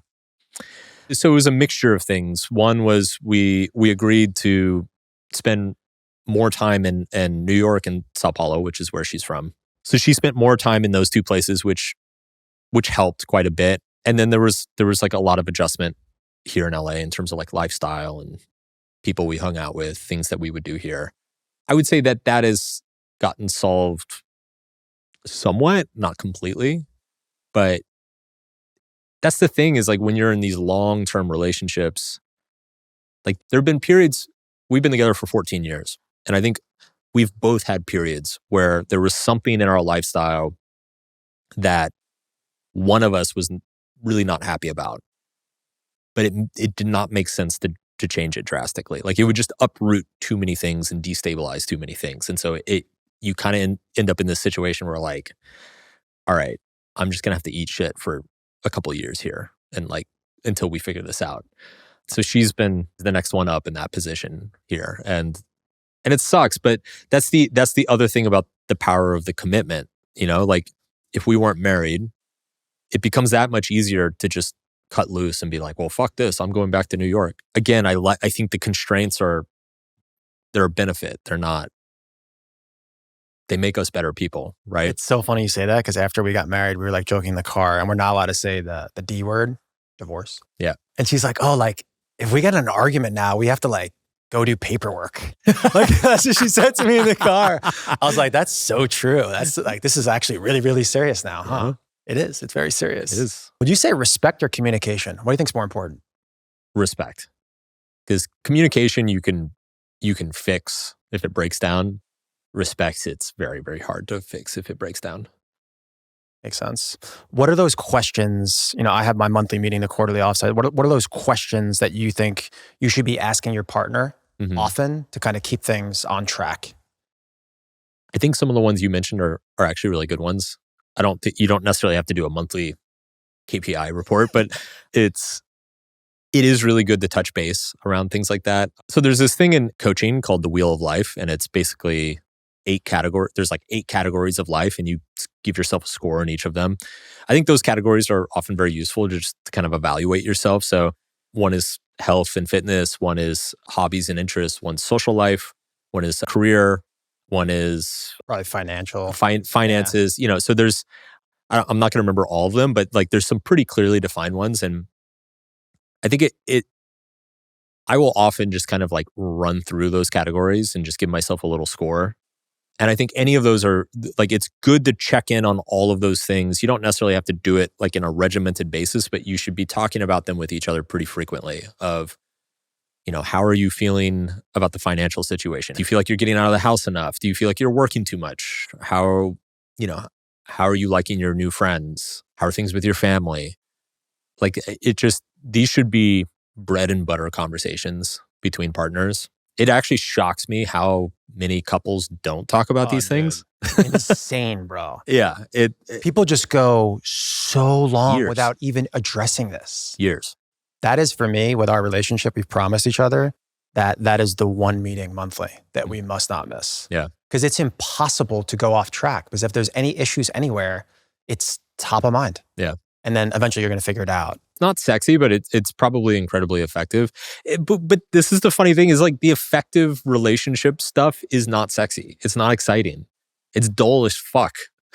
Guys, put that reoccurring monthly calendar invite to you and your girl, just quick, you could do the 8 questions. Dude, you could do my 30 questions if you want. You should sell your relationship Notion template. You'd make Bro, we may or may not productize it. You think I'm kidding, dog? You'd make a killing, I'm sure. Bro, do you know what's so crazy is there's actually a lot of demand for it. I don't want to get too deep into it. I want to do this last section. Wouldn't be surprised. And then we're going to get into business because Okay. I want to go deep into that. I want to talk a little bit about dating before we go into business, just because obviously we just went deep into relationships. How do you know if you think you're actually ready for a relationship versus just being 33-year-old Mark who was just lonely? Just a lonely man. How do you know if you're ready? Again, I'm going to come back to it's wanting the struggle and the sacrifice. Like, again, it's easy to want a hot girlfriend who's going to be fun and hang out with you and take care of you and do all these nice things. But do you also want the unsexy stuff? Do you want a companion? Do you want somebody to just kind of be there with you when things are difficult? Somebody to talk to through various issues? Like, it's more like what the reality of a relationship is that it's much more about companionship than it is about hot sex or parties or, a beach vacation. And you spend the vast majority of your time being each other's companion. So I think you need to want that and look for that. Do you think it has to be deep internal work and you have to be ready, or you can meet someone and then they can help you grow into the person you need to be? What's your thoughts on that? I think you have to be willing to work on yourself. I do think the right partner can kind of pull it out of you a little bit, but you have to be willing to work on it. Makes sense. What do you think is the most common way people sabotage their dating lives without even realizing it? The most common way I see these days is just people have unrealistic standards. And I think this part of this too is it's encouraged by the dating apps. Like, there seems to be this endless supply of people that you could date. So everything you kind of have this checklist in your head of all the things that you want in a partner. And by default, you're not satisfied until they're all checked off, which is unreasonable because nobody's going to check off all the things you want. Does not exist. Doesn't exist. One of the things that I've had a number of friends who have been chronically single, even though they want relationships for many years. And every single time I sit down with them and actually start talking through things with them, this is what I run into, is that they just kind of have this this fantasy version of a woman in their head that doesn't exist, a unicorn that has the exact trait for every single aspect of her personality and body and family and everything. And so what I always tell them to do, a simple exercise, is I say, okay, write down everything you want in a partner. Okay, step 2, order it from most important to least important. Okay, step 3, cross off everything except for the top 3 things. Just look for those top 3 things. Right? So sounds pragmatic. It is, but it's also if you find the 3 most important things you need in a partner, it's much easier to overlook priority number 11 and priority number 8 if you've got number 1, 2, and 3 fulfilled. But what ends up happening is that a lot of people will, when they don't do that exercise, they'll start getting upset because priority number 11 is not satisfied. Yeah, I mean, I think big key immovable objects, stuff like value, stuff like, do you want kids? How many kids? If she wants 5 and you want 1, there's an actual issue there. And my buddy who's dating someone's pretty serious, she ate really shitty foods and he's really healthy. And by month 6, she's eating really healthy foods. Yeah. So a lot of stuff that can change over time. Stuff can change. This is the other thing too, is look at the priorities and ask yourself which ones are superficial, which ones are going to last, which ones are not, right? So my top priority, I remember doing this when I was single, and my top priority by far, which it's funny because it surprised me in my 20s because I was an idiot, it was intellectual curiosity. I learned pretty early in my 20s that it didn't matter how beautiful she was, how sweet she was, how fun she was. If she wasn't intellectually curious, I couldn't really be with her for more than a month. I just lost interest. And that actually surprised me. And I remember in my mid-20s, prioritizing intellectual curiosity over a lot of other things. And I immediately started meeting women I liked a lot more and was much happier with. I'm with you on that one. That's probably top for me. Mm. Dating those dumb hot girls, it just doesn't do it, bro. Oh my boring, God, dude. bro. They just sit and say nothing. I remember those days. It's boring. Those were sad, sad days. It's really You remember those days over there? Those were sad, sad days. I'm glad I turned the corner. What about playing hard to get? Because I remember, back in the day, that was the thing. Now with like so many options out there, like, do you even think that's a thing anymore? Because people will just leave. Yeah, just don't play. Like as soon, you could have just stopped at play, and I'll be like, yeah, no. I'm the honesty guy. Like I spent the first 4 years of my career as a dating coach, and my entire brand was attract with honesty. So I'm a bit of a radical in terms of like honesty, especially when it comes around dating and relationships. As a former dating coach, outside of that, what would you say is the best dating advice you'd have for someone? The best, I would say, the only real dating advice is self-improvement. Let's get into the fun stuff. Let's get into some business here. When we spoke on Zoom, you said you poured all of your book money back into building a team and systems. All of your book money into building a team and systems. Well, why? The last 5 years, yeah. He's like, no, guys, no. He's not that irresponsible. Yeah. Some money he has on the side. Yeah, that was a little drastic what I said. Yeah. I definitely kept a nest egg for myself, but I've been spending all this time like writing books with celebrities and dealing with movie studios and dealing with a lot of traditional publishing gigs and traveling all over the world to fulfill like different obligations and commitments. And I was like, man, I kind of miss just being like a scrappy dude on the internet. And then I also realized like I'm in a very special and unique position in that I have built this massive online audience. I have all this credibility. I've been around for a long time. Like this is not my first rodeo. I've been doing content for almost 15 years. Like I have a huge competitive advantage here in that I could essentially build a media company or what would become a media company. But to do that, there are a few things I need to do first. One is I need to start doing video and I need to figure out how to do video and do it well. Second is I need to do a podcast. Third is I need to start building the teams and systems to do all of these things well and understand them on a deep level and be able to scale them efficiently. And so that's what I started doing. In 2023, I launched my YouTube channel. End of that year, I launched my podcast, started building out the team. And yeah, these days it's funny. Like I joke like we are like a creator media business. And I joke that instead of outside funding, our VC is called The Subtle Art of Not Giving a Fuck. And it's just like all the book money just gets funneled into building out this company. How big is the team? Who's on the team? So the team is now 22 people with some contractors. So there's the YouTube team, the podcast team, social team, email and product team, and then a couple operational people. So do the operational people sit at the top of the pyramid and they're making sure the operating rhythm and all of those channels are going? Yeah, the operations people are kind of in charge of like video production and making sure. So there's like the product team is in charge of back-end monetization. The content team is in charge of front-end content, creative, essentially. And then the operation team is in charge of, okay, let's get all this shot and made, basically. Let's go through each. Let's dive into each. YouTube was so funny when we were talking, like you either know YouTube, you either like know like title, thumbnail and what goes on and outliers or you don't. And same as me, I geek out about it. I love this shit and you love it too. So tell me more about the team. I feel like you're probably too involved on that team, as am I. I'm deep in the weeds on that shit, bro. I'm deep. We were doing title and thumbnail. I was getting a haircut last night, baby. I love that. That's awesome. Tell me about the YouTube team. I love YouTube. I wish it was more profitable because then I could justify spending more time on it. We're just getting little baby. The AdSense check, it's like Monopoly money. I just like that. That's just like little stuff that comes in. Dude, like good video content is not cheap. I mean, you know this. It's not cheap and it's not easy. And especially if you're doing like IRL stuff like vlogging and travel shoots and documentary type stuff, it's a lot of fucking work and you need a bunch of people to do it. But the YouTube algorithm, in my opinion, the YouTube algorithm is the single best discovery algorithm on the internet.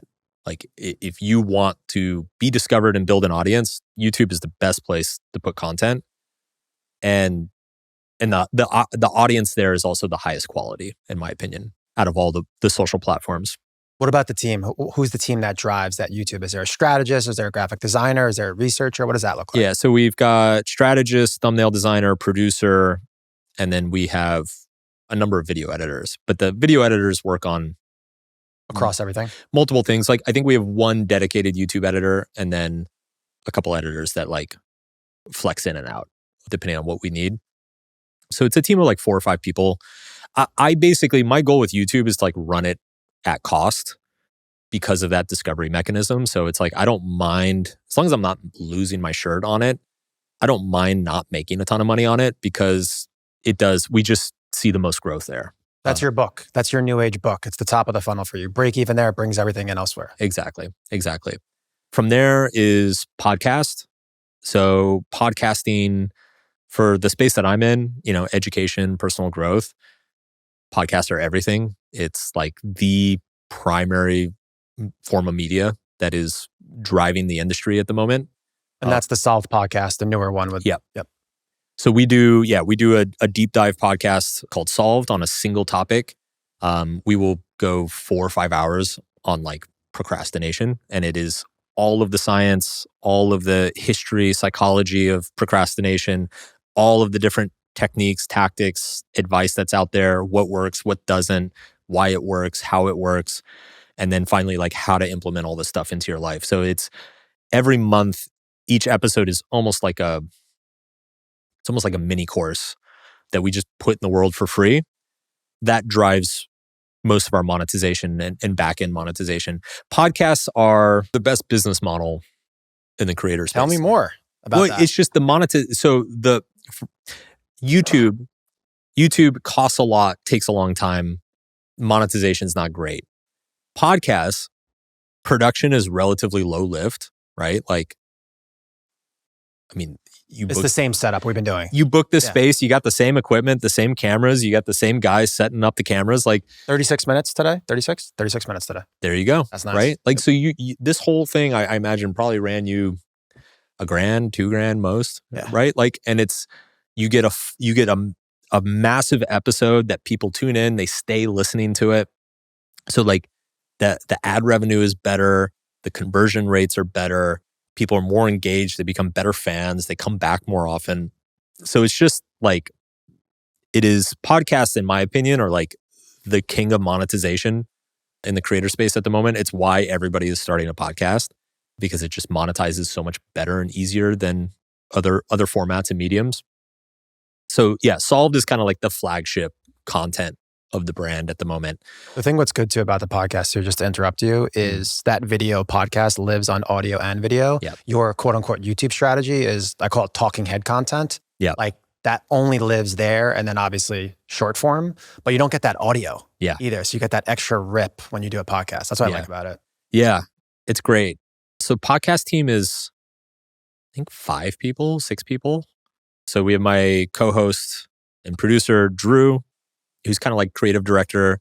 We have a growth strategist, and then our research team is 3 people full time. We do a lot of research. So we have 4. Drew also jumps in on a lot of the research as well. So we have 4 people researching for the episodes because there's just like so much fucking content.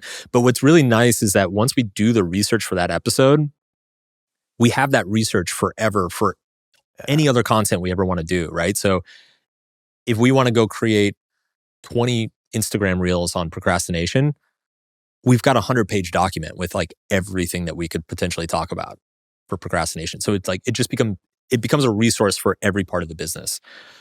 You talk about that waterfall between the YouTube, the podcast, the newsletter, the shorts. Like you do that deep research into procrastination. It starts with, let's just call it your outline. It's printed out and then becomes video. And then what? You're just disseminating it on shorts and maybe using those ideas for other podcasts on YouTube. Yeah, you can cross-pollinate in a bunch of different directions. So like we did a podcast episode on resilience back in September. And it was cool. I got really excited about a lot of the research that we were doing. I got really excited about it. And I was like, it'd be fun is like signing up for an endurance race without training and then like testing this stuff and then filming it. And so that's what we did. We did a YouTube video. I did a Tough Mudder endurance race. I talked through like what I was doing, how I was handling it. we kind of went through, like, there were 5 principles or mindsets that help you become more resilient. And as I was going through it, I was like, okay, like, I'm going to try to like practice this mindset. And we like showed me doing it in the middle of the shit. It was awesome. It was a ton of fun. And that video did super well. It was like one of our top performing videos this year. So yeah, you get this awesome cross-pollination. And that was a video from the podcast that you then brought onto a YouTube video, isolated. Yeah, we took the podcast research and then used that to create the YouTube video. And then we pulled a couple shorts from that video as well. From someone that's gone from let's just call it a one-man team to 20 plus, what has been that hire that's given you that asymmetrical fucking benefit where it's been like, oh my God, this is the best hire ever. Everything is easier, way more impact. Yeah. What's been the biggest change for you? Like, for this industry, there's like 2 types of people that I think are more important than anybody else. The first one is just somebody with a lot of creative talent. That could be an editor, it could be a writer, it could be a producer, but it's just like somebody who has a really good creative taste, has a knack for something, can really like great work ethic, like will take feedback well and really improve and keep going and try again and try again. So it's really important to find those people. And I guess that's kind of obvious. But the second one, and like the more key one as you scale up, is really just finding good leadership. And I think that's more personality based. Like, you have to find somebody who can see the big picture, kind of understands how all the parts work together, how both the numbers of the company work, but also like the soft side of the company, the culture, the relationships within the company, and can think strategically about it. So I would just say like great leadership skills. Like, it's a media business, a creator business, a media business. Like, it's not fucking rocket science. Like, we're not curing cancer here. Like, we're shooting YouTube videos. Like, it's not that hard, but it's a lot of creative people, which, as you know, creative people like tend to be a little loosey-goosey sometimes. It's kind of like herding cats. You said it. and it's a creative industry. So things change quick. There are new trends. There's like algorithm changes. There's all sorts of different things happening all the time. So you just need people who are like, can think on their feet extremely well, synthesize a lot of information, and then really like confidently lead people, take ownership of strategic direction, creative direction, and understand like why things are done the way they're done. Generally speaking, like the people that I tend to have trouble with in the business, they see like one sliver of the pie, and they can't it's like very hard to get them to see outside of that sliver of the pie. It's like, okay, yes, that is true on Instagram 80% of the time, but it doesn't make sense for us because we have this YouTube strategy and we're running this newsletter promotion and we're monetizing in this way. So no, we actually never want to do that on Instagram. And if like the person can't understand that, then they've probably got a pretty low ceiling in this business. Who is that person for you? Is it like an acting CEO? Is it a project manager? Is it you? Who is that person that's making sure the vision is set and everything's kind of arriving on time? For me, it's definitely like I need to set the vision, especially because it is a personal brand and it's my face on everything. So like I have to set the vision and I have to set expectations. And then from there, it is really trying to clearly define, what is our content strategy? What's the brand strategy?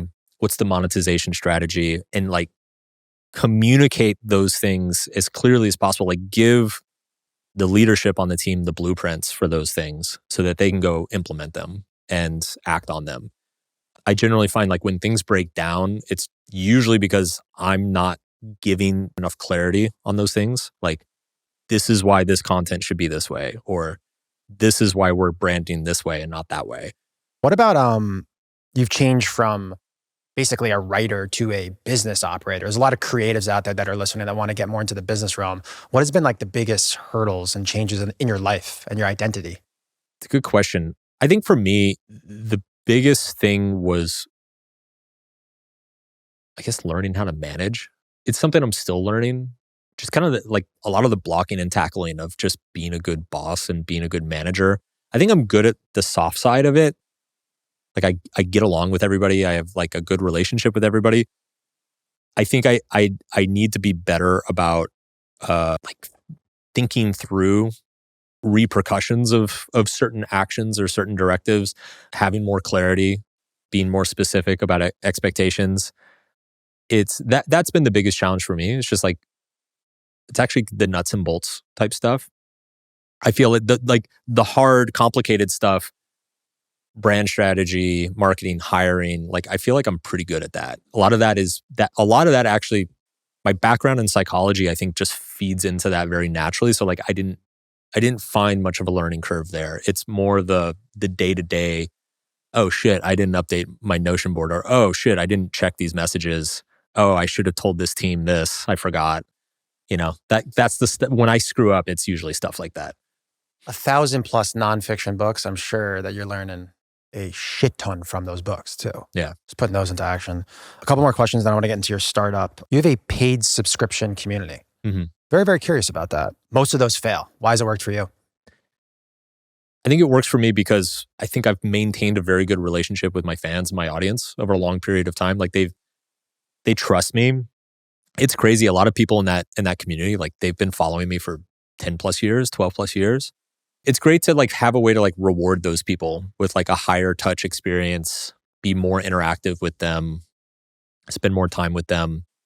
It is a hard business model. Like I think 10 years ago, it was easier to make a good amount of money off of it. I think now people have higher expectations for what you're going to give them. So it does take a little bit more work and a little bit more of a team. Like we have a team of 3 people who run our community, and it's a lot. It's like people expect a lot, and so we have to deliver a lot.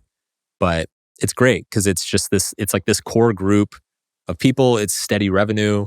They're really happy to be in it. We're happy to have them there. You can show them like content early, test ideas with them, have fun little meetups or seminars, webinars, or whatnot with them. Like any kind of crazy idea that we have in the business, it's a resource for us because we're like, okay, let's try that. Let's try that with the community.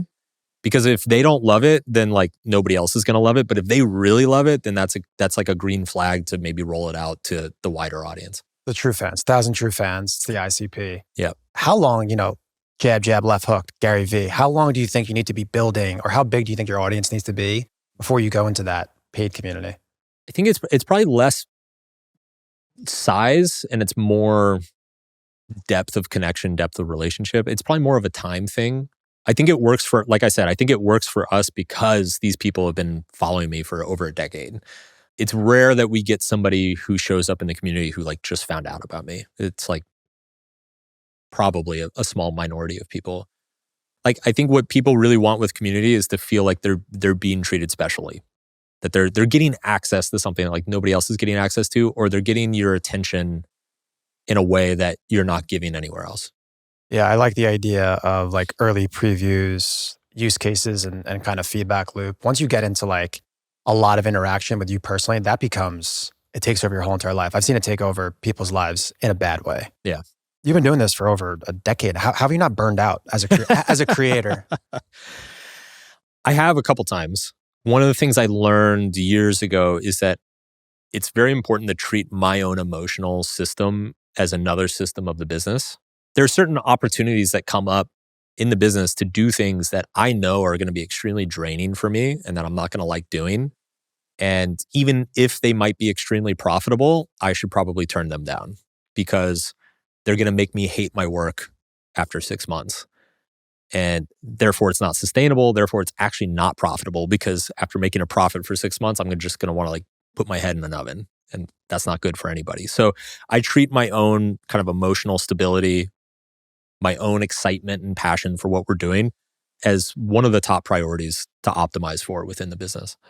That is probably one of the most underrated pieces of advice you've given all day. I think especially, I'm in the same spot as you. Yeah. Is I'm driving the business and I'm also the quote unquote talent on camera. Like if my head is not in a good spot, I'm fucked here. Yes. The product will suffer. And if you're fucked, the team's fucked too. Everything is fucked. Everything's fucked. Everything is fucked if this sucks. If this conversation sucks, then I'm fucked. Literally. Wow. All right. Might blackmail you here. Jeez. Last question on the team side. What's the biggest kind of piece of advice you'd give for a creator that's building out a media team? I would really only hire people to do stuff that you either hate or you're not good at. It's what I see happen a lot, and I've made this mistake a couple times myself, is you feel like you're like, wow, I'm spending a lot of time doing this. Maybe I should hire somebody to do it, when it's actually the thing that you love most about the business, and it's actually your competitive advantage in the business. I've seen creators unintentionally hire themselves out of their own business, like hire away the things that actually that's the special thing that only they can do. So I would just be very, very careful of like who you hire for and for what. Like be very conscious of like what makes your content special and unique, and like what is your specific talent or X factor that like can't really be replicated, and then protect that, build everything else around that. So in my case, it is writing. Like it's the thing I do better than anything else, and the thing I do better than most people on the planet is write. We do have writers on the team. We have a lot of writers on the team, but ultimately almost nothing goes out without me at least revising my voice onto it and clearing, making sure the outline is set, the ideas are set, that these are like Mark Manson ideas and presented in a Mark Manson way. Putting that comedic filter over it to make sure it sounds like you. Yeah, and just it's really a tone and stylistic thing. And it's funny too, because there are a couple people on the team, especially people who've been with me for a long time, that like they can kind of mimic it. Like Drew, for instance. Drew's been with me for 12 years. Gun to my head, if somebody had to write an article or a social media post that tricked everybody into thinking it was me, I would pick Drew. Like he could probably swing it, but it's hard. It's hard for him. Like it's probably not natural for him, but you can't count on that. Like at the end of the day, that's like the secret sauce, What's uniquely you? It's like Yeah. Naval talks about it all the time, is authenticity is undefeated. Yeah. Double down on that. That is a great transition. You've spent, 10, 15, 20 years writing and kind of crafting this language. Yeah. You have an AI startup. Yeah. Tell us about it. We've gotten here. After 2 hours, we've gotten here. It's quite a segue, but it's a logical segue. Yes. Because there were two things I realized about a year ago. First one was, I remember seeing an article. It said that over 100 million people were using ChatGPT as a therapist. And I was like, whoa, okay, that's a lot. And so I went to ChatGPT and I started playing around with it and testing out different questions and asking for advice on things. And it was okay. It wasn't horrible, but it also wasn't great. ChatGPT, it tends to overvalidate you. It tells you what you want to hear. It doesn't really challenge your assumptions or some of your beliefs, which honestly, like anybody who's trying to grow and improve, like you need to be challenged. You need to have your assumptions questioned. You need to have your beliefs holes poked in them. And ChatGPT clearly was not going to do that. So I became extremely interested in the potential for AI in the personal growth space. Because if you actually look at like what therapy is or like what healing is, remember earlier when I was talking about pain and suffering and how like the difference is that suffering is that narrative written around the pain. And second arrow, yep. And it's the second arrow. And what's interesting is that the pain from the first arrow will go away naturally, but that second arrow, once you've written that narrative, it stays with you forever. And so what healing really is just undoing those narratives, undoing the story or rewriting the story in a way that doesn't cause you to suffer unnecessarily anymore. Well, all that shit is just language. Like there's a reason that therapy is talking, because language is like the programming language of our mind. And if you want to heal your mind, you have to find the right combination of language to access whatever pain or trauma you're trying to deal with, set the belief straight, reframe things in a way that's much more healthy. That's essentially what I've been doing my entire career, is just finding ways to leverage language, package wording, different ideas and concepts in ways that people are going to receive them in a way that becomes healing in their minds. And so I looked at the potential of AI and my background with language in this space, and I realized that there was just a massive opportunity here. Because the other issue with personal growth is that what works doesn't really scale, and what scales doesn't really work.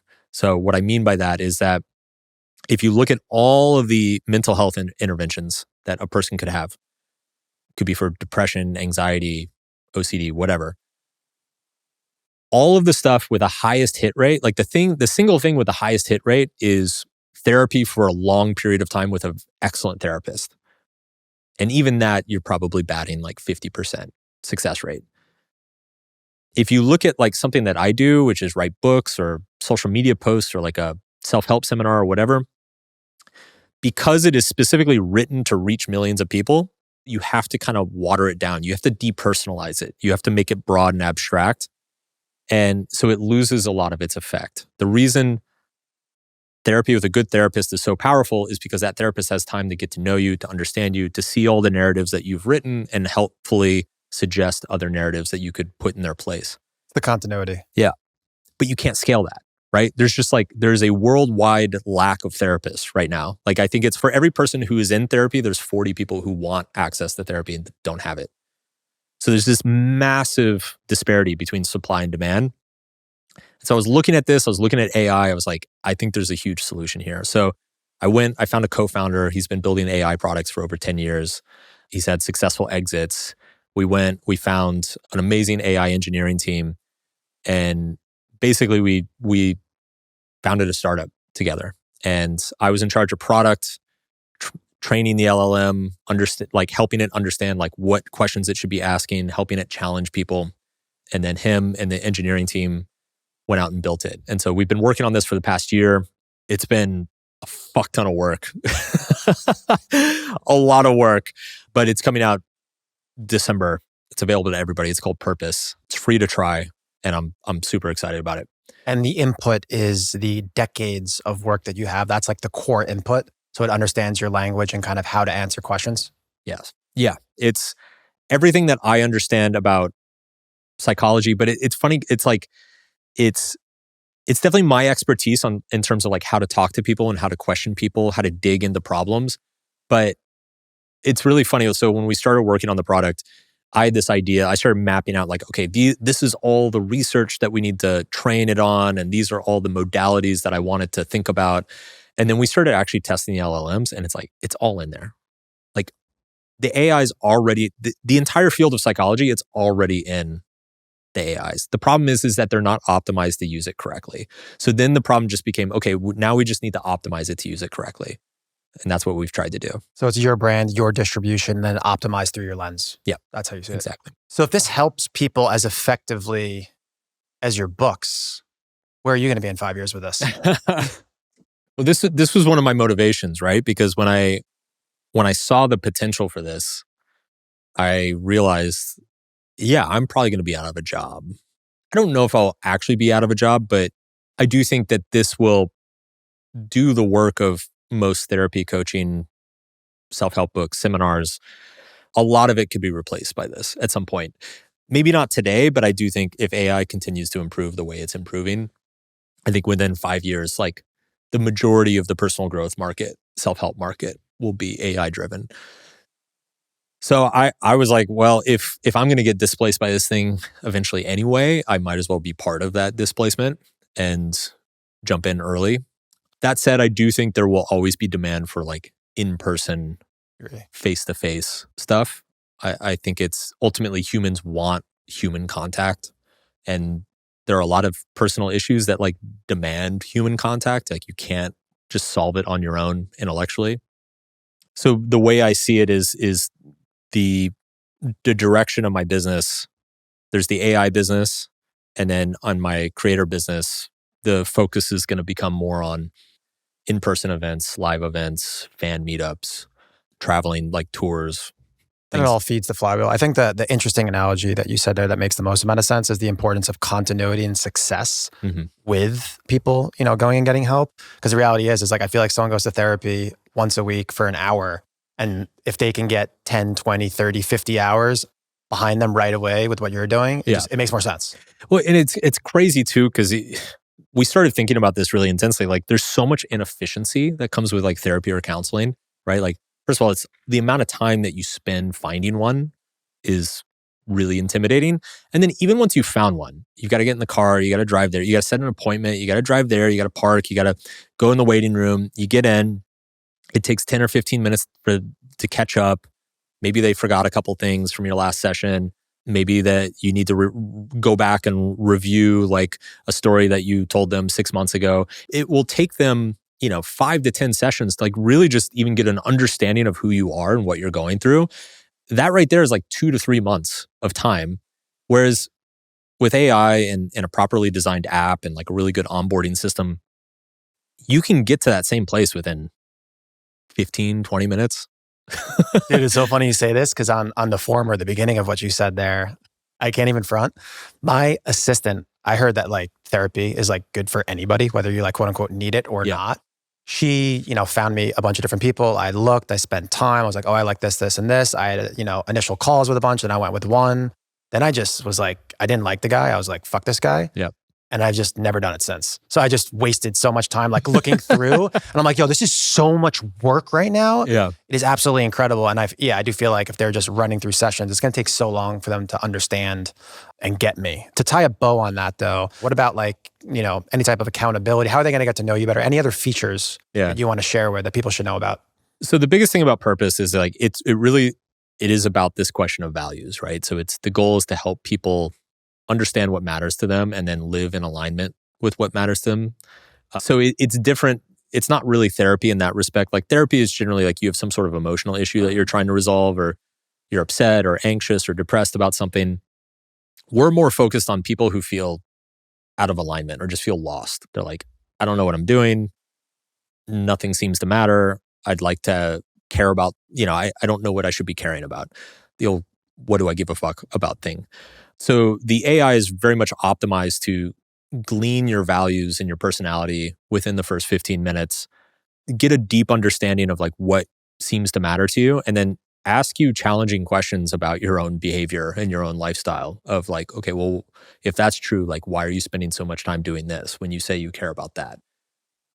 What is motivating that? Have you ever considered that might relate to this other thing that we talked about 2 weeks ago where you were out of alignment with your professional career?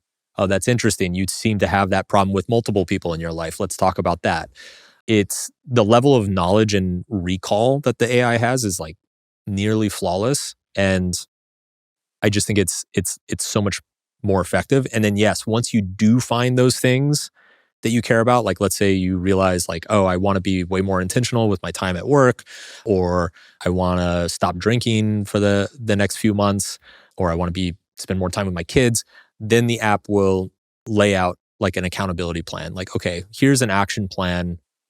And then it'll ask you, would you like me to keep you accountable through like notifications, email check-ins, whatnot. So ultimately, this is just getting clarity in like who you want to be, what you want to be, and then it's a guide to help you get there. Yep. I love that. So a back and forth plus the accountability. Yeah. Love that. Guys, I'm going to put a link down below for this. Give it a try. Let's get into the last section, Quickstrike. Yep. I'm going to fire off tons and tons of questions for you. Okay. I guess let's start with, you've traveled to over 50 countries worldwide. I want a detailed scouting report for all these different humans. Let's start with, for a single man, where does he go? Ooh.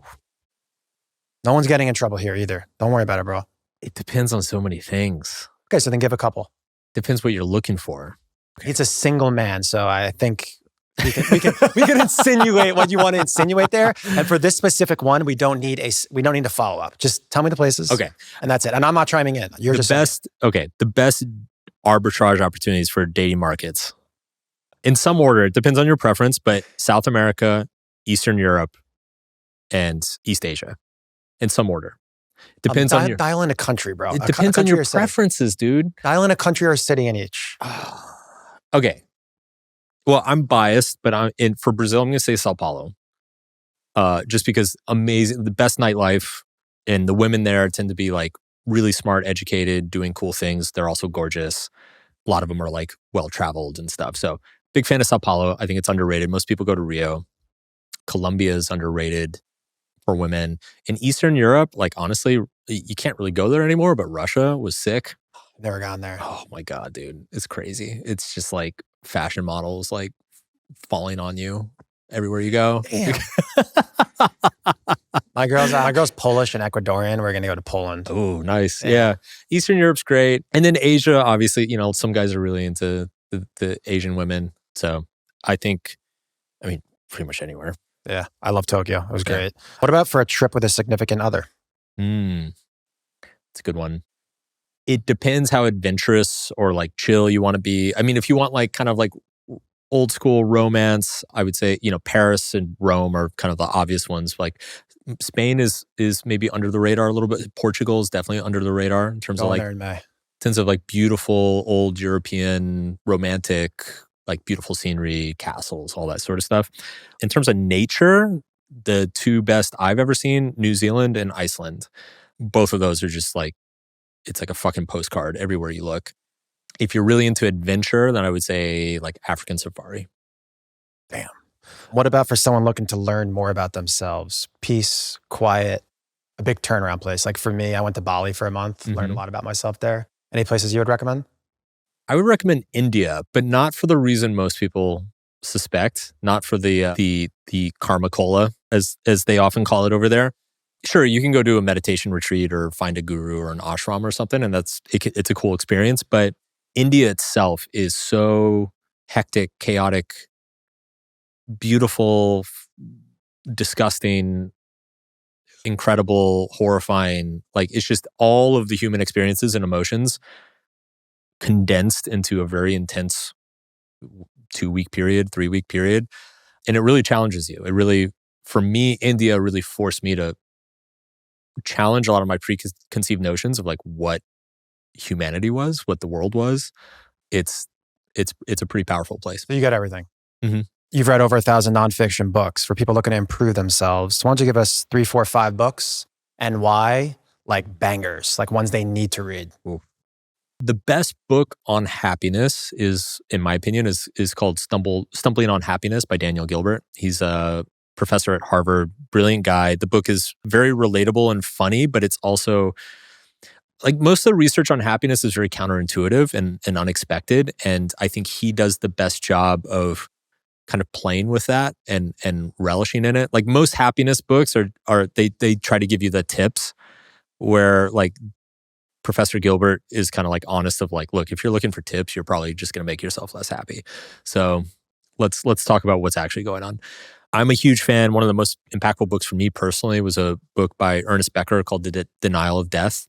Ernest Becker was a anthropology professor, but who was also very into Zen Buddhism. He was diagnosed with terminal cancer when he was, I think, in his early 30s. And on his deathbed, he was a bit of a zany academic, but then on his deathbed, he got like a intense clarity of focus. And he wrote this incredible book about how ultimately all of us are terrified of death. And so everything that we find meaningful, the reason it seems meaningful is because in some shape or form, we believe that it's going to live on in some way after we die. So whether it's our children or our life's work or some sort of activism or cause that we give ourselves to, the reason it infuses our life with a sense of purpose is because we are literally giving our time over to something that will outlast us. And it's both the most important thing that we can do, but it's also the root cause of wars and strife. He called them immortality projects. And he said that when two people's immortality projects contradict each other, they're willing to die for them. They're willing to kill each other for them. So it's a mind-blowing explanation of human psychology, human history. I'll throw another book in there. Steven Pinker wrote a book called The Blank Slate. There is a persistent, multiple century-long bias towards the belief that people are born pure and innocent and they only get corrupted by society and external forces. Pinker not only, it's like a 700-page book, but he like goes through the exhaustive evidence showing that not only is this not true, that actually, like, ethically speaking, toddlers are fucking evil tyrants, and like, and that it's actually empathy has to be learned. It's the other way around, essentially, that like humans are born intensely selfish and unempathetic, and that empathy and morality needs to be learned, not the other way around. And it's very mind-opening. It's crazy how much discourse still goes on in the world based on these assumptions that like, oh, you know, everything was great until I was corrupted as a child. And it's like, well, no, actually, you probably just didn't learn the things you needed to learn. So that's a great book. Never heard of any of these books, so I love this. Oh, awesome. Yeah. Give us one you co-signed that's like very well known besides yours. In my opinion, the best self-help book ever written is called The Road Less Traveled. It was written by a pastor, actually, but by the name of Scott Peck. Like, you could kind of summarize the book with the quote, "Hard decisions, easy life, easy decisions, hard life." Or there's another saying which says that the road to heaven looks like hell and the road to hell looks like heaven. Basically, the whole book is just like life is full of very difficult decisions, and ultimately, like the quality of your life is dictated by how well you're able to approach and handle those decisions. Love that. What's Will Smith's superpower? Will Smith's superpower is he is by far the most charismatic, emotionally attuned person I think I've ever met. He is the type of person who can walk into a room and intuitively feel exactly what needs to be said or heard to put everybody at ease around him. From what I've heard, it's similar to a skill of like excellent politicians. You know, you hear these stories about like Bill Clinton or George W. Bush that like, you know, they would walk into a room and they would just kind of like work the room, so to speak. Like they're just this incredible charisma that they could meet any person and within seconds make that person feel like they're the only person in the world and that they've known them forever. Will has that. Whatever that is, Will has it. I think it's also why he's such a good actor, or why he's been so successful at acting, is that he has that ability to tune into his emotions in a way that most people don't. I think he's also a genius performer. And as we talk about in his book, that prodigious ability to perform was a survival mechanism from his childhood. Love that. You had a movie made about your book. What's the biggest thing that you learned in Hollywood? Don't work in Hollywood. Gonna keep that one short and simple here, guys. Create your own media company, control the distribution. Yeah. Fuck them. Let's just put it that way. External goals versus internal goals. Mm-hmm. Which one do most people get wrong and why? I think most people over-index on the external goals. They pay too much attention to the external metrics. I think it's useful to pay attention to the external metrics, but if you don't have a clear internal compass of like why you're doing the thing you're doing or why you want to get better at the thing you're trying to get better at, then like the external metrics will just lead you down the wrong path. Chasing external metrics without like any strong internal purpose or reason is just, it's kind of like masturbation. Like you're racking up a high score for the sake of racking up a high score. It doesn't necessarily mean anything. So figure out what you want, who's the person you want to be, set a goal for yourself of I want to be this type of person, I want to have this type of life. For these reasons, they're things that only you can, they're internal metrics that only you can judge and decide, and then go find the external metrics that will like help you move towards that new identity. Love that. What's the most surprising thing you've learned about friendship that nobody talks about? The most surprising thing about friendship I've learned that I don't think anybody talks about is how much of it is just proximity. It's really funny. So we did a massive solved episode on friendship a few months ago, and I was really excited to dig into the research because like friendship, it's something I've been struggling with in middle age a little bit. I think a lot of people do, and when you get into the research, it's actually painfully simple. And I think people make it extremely complicated. People assume that their friends have to have all the same interests as them and want to do the same things as them and need to like travel with them and be excited about the same stuff that they're excited about. And it turns out like almost none of that's true. Most of friendship just boils down to the frequency of exposure and the proximity, the physical, like actual physical proximity you have to that person, right? So it's like if we live a couple blocks away, we are far more likely to be friends, even if we have nothing in common, than if you live in another city. And I just think we get that wrong. Like we don't think about our community spaces. We don't think about our neighbors. We don't think about finding something in common with the guy down the street. I think we've like raised our bars so much for the people that we want to have relationships with that we've just kind of like made it impossible to be satisfied with connecting with most people. I agree with you there. Last question before the final three is, what's the hardest part about podcasting that nobody talks about? The motorcycles, the helicopters, and the trains. Guys, we've done this whole entire thing with every single type of noise you can ever imagine. It's actually crazy. An amazing performance though. Well, anyone that did not have the experience that you had would have literally been shook. Well, honestly, I feel like the universe prepared me for this moment because our studio, like I told you this before, like our studio, we have a fire station right next to us. We have a stoplight right in front of us. We get trucks and sirens going all day. So like when we shoot our podcast, we have to break for sound probably a couple times an hour. As he's massaging me right now, making me feel less bad about No, myself. man. Dude, I like that. I was born for this. No, but really though, last question though. What is actually the hardest part about podcasting? I want to know personally, I want to know what your thoughts are. Honestly, the hardest part about podcasting, I feel like, is just getting the word out about your podcast. Like there's no easy way to, every other type of content on the internet, there's some sort of referral method, there's some sort of discovery algorithm, there's some sort of like systematized way to like grow the audience. Podcast, it's kind of, you have to hope people stumble onto it or that people talk to each other about it. And I find that really difficult. If the question is like, what's the hardest part about like sitting in a chair you're sitting in? I found prepping for guests to be much more difficult than I expected. I agree with you. Yeah. Do you research too much? Do you research too little? Do you like leave some questions unanswered? I never totally figured it out. And I took the easy way out, which is I made my producer be my co-host so that we can control everything we say. And I don't have to rely on some dude flying into LA 2 hours before coming on my show and saying a bunch of stuff that I didn't expect him to say.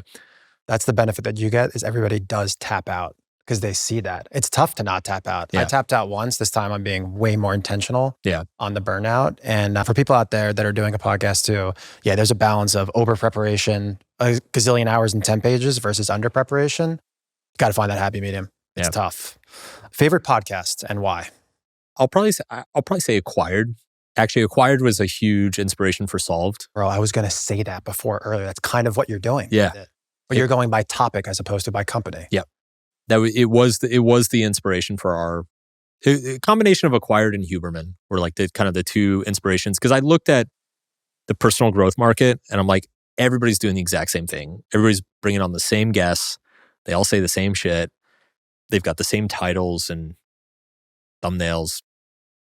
I really asked myself, like, what can we do that's really different and differentiated and really needs to be in this space? And one of the problems I saw is that, you'll like listen to one of the big personal growth podcasts and they'll bring on 3 guests and all 3 of the guests will say give completely different advice for the same issue.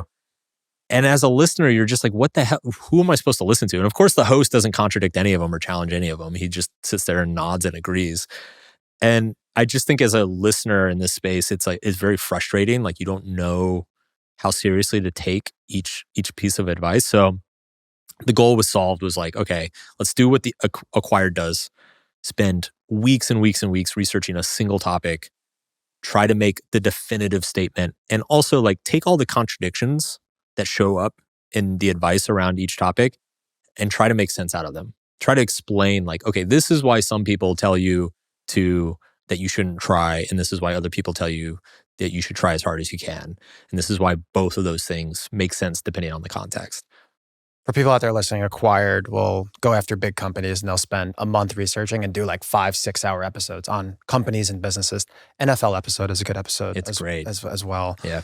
Entrepreneur or brand that you want to give flowers to and why? I'll give flowers to Tim Ferriss. It's funny. I feel like it's been interesting to be in this space long enough to see multiple generations of creators come through at this point. And it's been interesting to see like what gets kind of adapted and stolen, and also like what gets reinvented or changed completely. But I feel like a lot of what modern creators do, especially on the podcast side, like he really pioneered and created. I know even on the blogging side, he pioneered a lot of stuff. Oh yeah.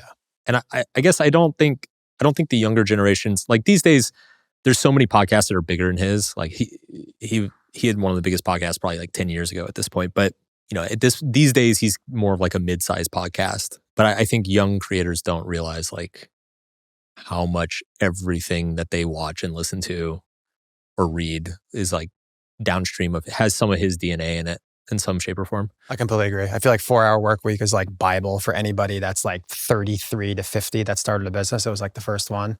Tools of Titans too. Yeah. That exact framework for that book has been repackaged a zillion different ways. Yeah. Amazing, man. I had an amazing time. Why don't you tell everybody where they can find you, where they can find Purpose? I'm going to put links below, but tell them verbally. Cool. So Solve Podcast, it's on every platform that you listen to podcasts, including YouTube. Purpose, go to purpose.app, free 7-day trial. Check it out. The AI will blow your mind. And then I have a newsletter twice a week you can go to markmanson.net/newsletter, sign up there for free. That's where you can find out about all the cool stuff I do, all the offers, all the new stuff coming out. So check it out. I want to give a special thanks to Lighthouse Campus. I'm a part of them. That's where I work out of often. I randomly ran into Mark. That's how we know each other.